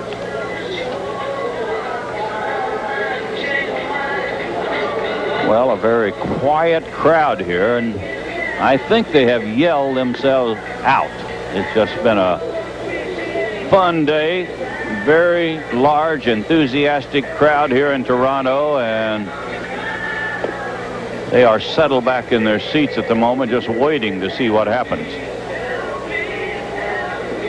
They were very quiet in the 11th inning with 2 outs, 2 on, and Jesse Barfield brought them to their feet with a solid base hit into left that tied the game. Now they cheer for Ernie Witt.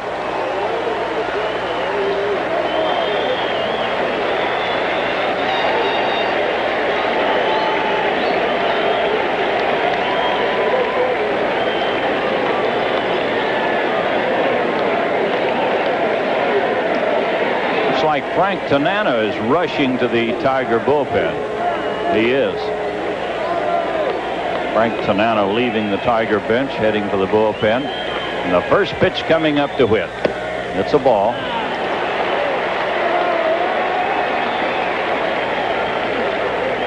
One ball, no strikes. Runner at first base. 1 out in the 13th, and the Tigers lead by 1. And a pop fly that'll get back into the crowd.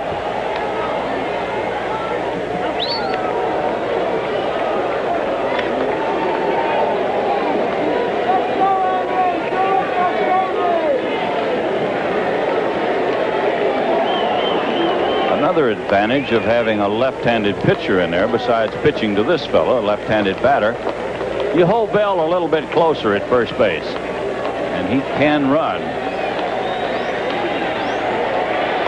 Here's the pitch. Over but high. Ball 2 and strike 1.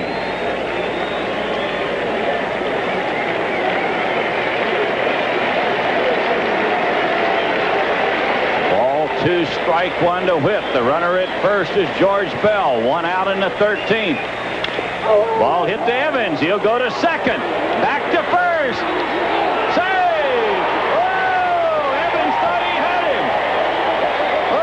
Throw out of the game, Darrell.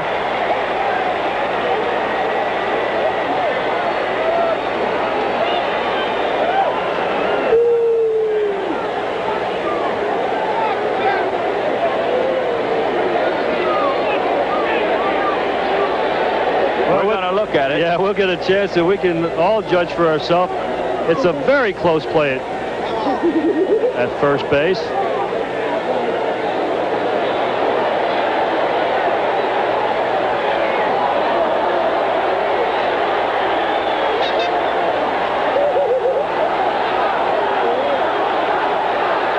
Getting quite an exhibition at first at the pitcher's mound right now, and I tell you what, it looked like he was out, but the first base umpire walked all the way to the mound and looked like he challenged Mark Thurman.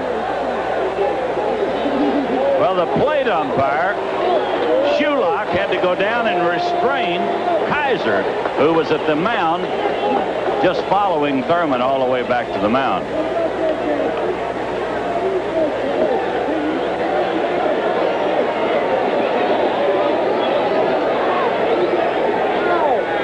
Well, you saw Thurman when the play was made at first. He jumped high in the air. He thought the game was over. He had about the same view that Kaiser did, but he's got to be a little bit partial, too. And in the meantime, Sparky Anderson has taken the time to call in a right-hander, Dickie Knowles. And I tell you, Dickie, coming from the Chicago Cubs, probably didn't realize he was going to be used quite as much as he has been since coming over here. Well, Sparky is pulling out all the strings. He's got Dickie Knowles to come on and pitch to Barfield. And if he fails to get him out and the game is not over, he's got a left-hander, Tanana, to come on and pitch to Upshaw. And they're taking Witt out. I'm going to get a runner for him. Alexis Infante, I would imagine. I-N-F-A-N-T-E. Infante, is that the way you would pronounce it? I hope so. Is that good enough? Yes, good enough for me. But since Hernandez went down, they had to have an extra infielder, so they called up this fella just in case. He probably won't get a chance to play any, but they needed some insurance just in case of an emergency. Anyhow, Knowles is the new pitcher for the Tigers. Dickie, just being here a short period of time, has pitched in 3 games, has 1 save. That was the very first game he pitched in Boston. Just 1 2/3 innings. He's allowed 2 hits and 1 run. He's walked 1 and has not struck out anyone since coming to the Detroit Tigers. Dickie has been around quite a few years. Originally started his professional career with the Philadelphia Phillies, but most recently with the Chicago Cubs. And his forte is certainly not one of overpowering stuff, but normally keeps the ball down in the strike zone with a fastball that moves into the right-handers and a slider that he likes to keep down in the strike zone. I tell you, both teams could be excused for any outbreak they might have toward the umpires or anybody else. This has been a ball game that has drained everybody, fans and players alike, emotionally here today. 13th inning as these 2 ball clubs battle it out.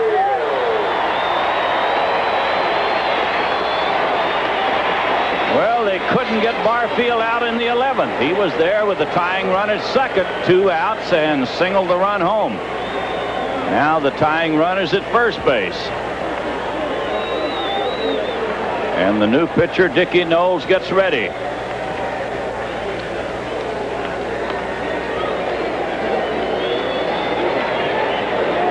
I think Dickie was just reminding the runner that he was there. I doubt he'd be running. 1 strike to Barfield. Boy, you keep it right there and you're in pretty good shape.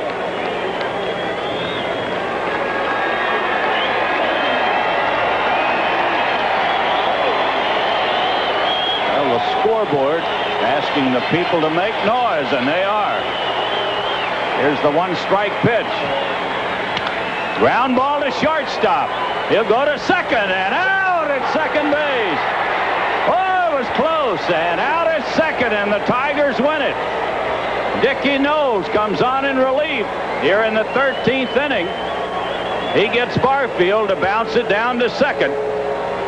The final score of the game, the Tigers 3, Toronto 2 in 13 innings.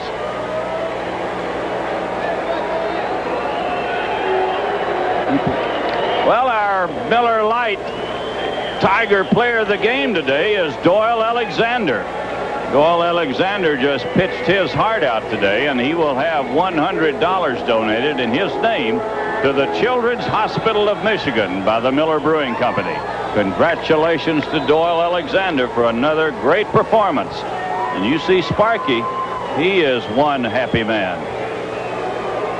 Well, Al Kaline, the players are drained, the fans are drained, and I'd say the announcers are a little bit drained. Well, I think so. This has been quite a series, although actually you have to feel that Toronto's sitting in the driver's seat right now. But this is a game, obviously we all know that the Tigers just had to win. I mean, if they lost this game, you could almost say that the season was all over, even though mathematically they would not have been eliminated. But it would have been awful tough to come back if they had lost this game. It was an exciting ball game. The type of game I expected all 4 games to be very close, but it didn't work out that way. But Doyle Alexander, who was our MVP of this game, what can you say about that guy? He has pitched so well. You just expect the string to end sooner or later, but he keeps going on and on. The Tigers played with a lot of enthusiasm today. They met a team that also had some outstanding pitchers. And I just thought it was a classic game, a very good ball game. Well, a classic series, too, if you want to think about it. These two ball clubs meeting for the pennant, more or less, over here this weekend. 4 ball games. They're all decided by 1 run. In 2 of those ball games, the Tigers took a 2-run lead into the 9th inning. They couldn't get them out. They lost those games. Here today, they're down 1 run in the 9th inning in a game that you say they had to win. Everybody knows that. And Gibson just hit one a country mile in the 9th inning to tie it up. Well, it couldn't have come at a bigger time. Gibson has not been swinging with a lot of power. He's been getting a lot of base hits, but not the type of hits that the Tigers are hoping for going down the stretch. But again, give credit to not only our ball club, the Detroit Tigers, but this Toronto ball club is just playing great baseball. They keep coming back. They just don't give up, and it should be a whale of a series at Detroit. Well, it's going to mean something if the Tigers can win over the Baltimore club. The Tigers want to be within 3 or less of the Toronto club when they come in next weekend. They'll be coming into Detroit on Friday night, Saturday and Sunday. And if they'd have lost today, Al, as we said in the pregame show, they'd have had to have help from Milwaukee. Yeah, now they can do it themselves. Yeah, that's a situation you never like to have to rely on somebody else to beat a very good ball club like Toronto. And this way, if things go right and both teams continue to win the rest of their ball games, then it can come down to the last 3 games. You know, it doesn't mean a whole lot that the Baltimore ball club won today because they're so far out of the race. Nothing means anything to them except pride. But they had lost 8 games in a row. And the fact they won today, I would imagine Sparky says, hey, I like that. They had to win sooner or later, so let them win today, and then we can go at them. Well, and you also talk about the emotion of the players. They're drained, but they're going to have to bounce right back again. I mean, they cannot afford to have a letdown. And it's always after a big series like this has been. I mean, with all the attention, writers and broadcasters from all over the country coming here, interviewing everybody, it's a tremendous drain on the players. So these players are going to have to try to bounce back somehow. And even though it's every game's important, these type of games can wear on you, but they're going to have to bounce right back. Well, you just think about this ball game today, a game the Tigers had to win. They just lost 2 in a row by blowing leads in the 9th inning. They're playing here today before 46,000 people who were just screaming their heads off. That's got to give a little bit of advantage to the Toronto ball club. They got a great performance from Jim Clancy. You say the best game he's ever pitched against the Tigers. I give the Tigers all the credit in the world. Well, that's right. And you have to expect that when you go into somebody else's own ballpark. And it's going to be that way when Toronto comes into Detroit. You know, most of those people there are going to be pulling for the Tigers, and hopefully it'll be successful. And but again, this has been a classic ball game. I really enjoyed it. I got a little nerve-wracking there after a while, but but it was a great ball game. Well, Joe Garagiola asked Sparky before the ball game today how his club was feeling, and were they up, were they down, what was happening, and Sparky said, hey, nobody feels sorry for you in this game, and those guys in that other dugout over there do not feel sorry for us at all. We've got to do it ourselves. We've got to go out and win. And I would imagine he's telling them right now, I'm real proud of you guys. We're going to be right back here in Toronto in just a moment.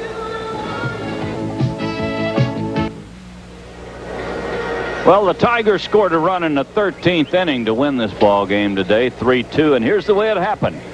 Whale Wander, the youngster, walked to set the stage. Whitaker bunted him down to second. They elected to walk Doyle Evans to pitch to Gibson. That put runners at first and second. Gibson came to the plate. He had the home run in the 9th inning that tied the ball game. This time he got jammed, Al. He got hit on the fist and a pop fly into center, and a very tough decision for Jim Wellwander. Particularly a young player, rookie up here, and it's naturally a big ball game, probably the biggest series he's ever played in.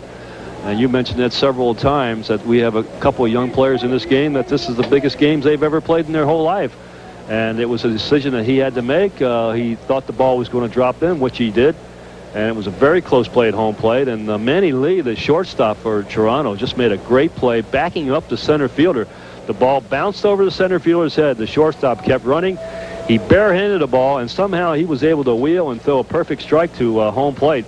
Wellwander slid head first. I still could not tell whether or not he got his hand in there. The umpire called him safe, but it turned out to be a very big run for the Detroit Tigers. You know, they say you live by the sword and you die by the sword. This ball club, of course, plays on artificial surface up here. Sparky and Jim Campbell and the Tigers want no part of artificial surface at all. And yet the Tigers come up here today and they win a ball game. Artificial surface base hit. I think the ball on natural grass would have been one hop. He'd have held him at third base. Either that or he could have came in and possibly dove for the ball. But the outfielders don't generally dive for the ball on AstroTurf, because if they're sprawled on the ground, the ball can get by them and go for a triple inside the park home run. So the outfielders are more defensive playing on AstroTurf. We could say the same thing with the three-base hit yesterday's ball game into left center field, that on natural grass it would have probably been a two-base hit at most. Well, the leadoff hit in yesterday's ball game, a pop fly in the shallow center. Lemon playing back, came in, just couldn't get it, and it bounced away from him, and a two-base hit would normally have been a single. So you live by it and you die by it sometimes. Well, where do we go from here? The Tigers come home. They've got 4 games against the Baltimore Ball Club. Everybody's been whipping up on the Baltimore Ball Club all year long, but that doesn't mean there are going to be any pushovers for the next 4 days. The Tigers have got to beat them. Well, there's no question the Orioles are nowhere near what they were a few years ago, but they still have some mighty good players in their lineup. You talk about Murray, the Ripken brothers, Fred Lynn, who wished probably he played his whole career playing at Tiger Stadium, the way he hits Tiger pitching. And these guys are all veterans, with the exception of young Billy Ripken, and they can reach back and play a couple of ball games tough. So you can expect the Orioles, if they get any kind of pitching at all, they'll probably score some runs at Tiger Stadium. Well, it'll be Baltimore in town Monday night, Tuesday night, Wednesday night, and Thursday night. 4 ball games. The Tigers just got to keep on winning. And in the meantime, what happens with the Toronto Ball Club?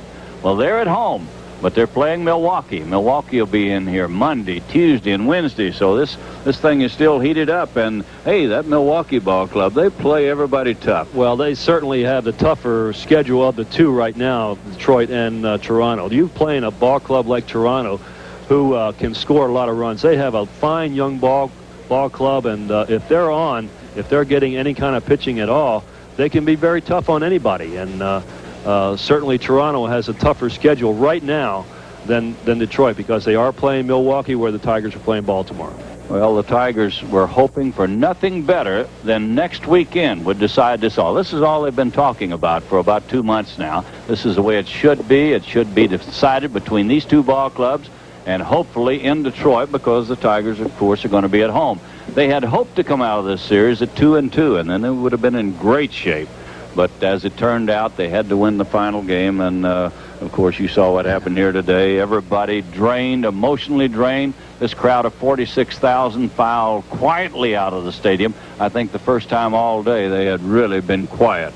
Well, it's been a great show of fan support, which they have gotten all year long. They broke their all-time record high this year of going over 2.5, and they're going to get, 2.7 or 9, something like that. Oh, they went close to 2.7 today. Yeah, and the great fan support, and that's what you need as a home team. You need those people behind you all the time. You're sort of able to build yourself up and give that little extra that you sometimes may back off from. But it's been great here. The fans have been great to the Toronto Blue Jays, and they've been playing great ball. This team's only been in the league a short time, and they've been one of by far the best expansion ball club I can remember. Let me mention one more thing before we get off the air. We just got a minute or so here. But Sparky said this on the pregame show today, in case you missed it. Some of my kids are playing in the biggest series of their lives, the biggest ball game they've ever played in. Now, Al, you've been there. You've been in the playoffs. against Oakland and the club. You've been in the World Series, and you've got to know how Lusader and Whale Wander and these kids that were called up, even Mike Henneman, who's been here most of the year. Well, no question they're very nervous, but that's a good kind of nervous, I think, because everybody who has any salt at all wants to play in the big games. You should want to be up to the plate with the bases loaded, 2 outs. You should be wanting to be the pitcher who comes in and gets the big out. I mean, this is what sports is all about, the challenge against somebody else, against the other team. And the good ones are the ones that will take that challenge and do something with. And this is going to make these young players of the Tigers better players in the future. Well, that's it from Toronto. The Tigers win a big one. They win it 3-2 here today, and it's on home now to play the Baltimore Ball Club. It also brings an end to our television schedule for 1987. Al and I would like to thank everybody connected with our Tiger telecast for all of your hard work, and a special thanks to you, the viewer, for making this 87 season a very successful year. So have a good fall and winter, and we'll see you in the spring with more Tiger baseball. And once again, the final score here today, the Tigers win it in 13 innings by a score of 3-2.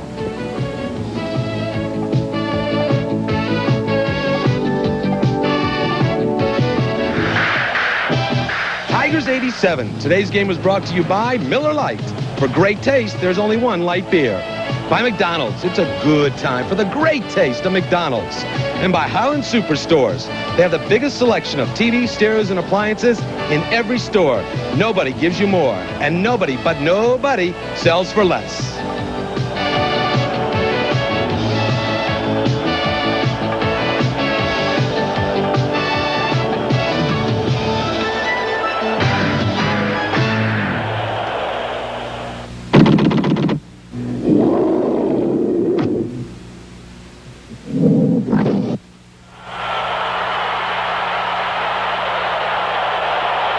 Tigers 87.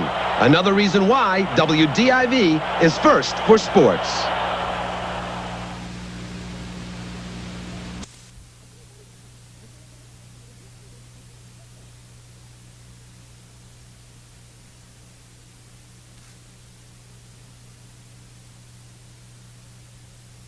They've been one of the, well, by far the best expansion ball club I can remember. Let me mention one more thing before we get off the air. We just got a minute or so here. But Sparky said this on the pregame show today, in case you missed it. Some of my kids are playing in the biggest series of their lives, the biggest ball game they've ever played in. Now, Al, you've been there. You've been in the playoffs against Oakland and the club. You've been in the World Series. And you've got to know how Lusader and Whale Wander and these kids that were called up, even Mike Henneman, who's been here most of the year. Well, no question they're very nervous, but that's a good kind of nervous, I think, because everybody who has any salt at all wants to play in the big games. You should want to be up to the plate with the bases loaded, 2 outs. You should be wanting to be the pitcher who comes in and gets the big out. I mean, this is what sports is all about, the challenge against somebody else, against the other team. And the good ones are the ones that will take that challenge and do something with. And this is going to make these young players of the Tigers better players in the future. Well, that's it from Toronto. The Tigers win a big one. They win it 3-2 here today, and it's on home now to play the Baltimore Ball Club. It also brings an end to our television schedule for 1987. Al and I would like to thank everybody connected with our Tiger telecast for all of your hard work, and a special thanks to you, the viewer, for making this 87 season a very successful year. So have a good fall and winter, and we'll see you in the spring with more Tiger baseball. And once again, the final score here today, the Tigers win it in 13 innings by a score of 3-2.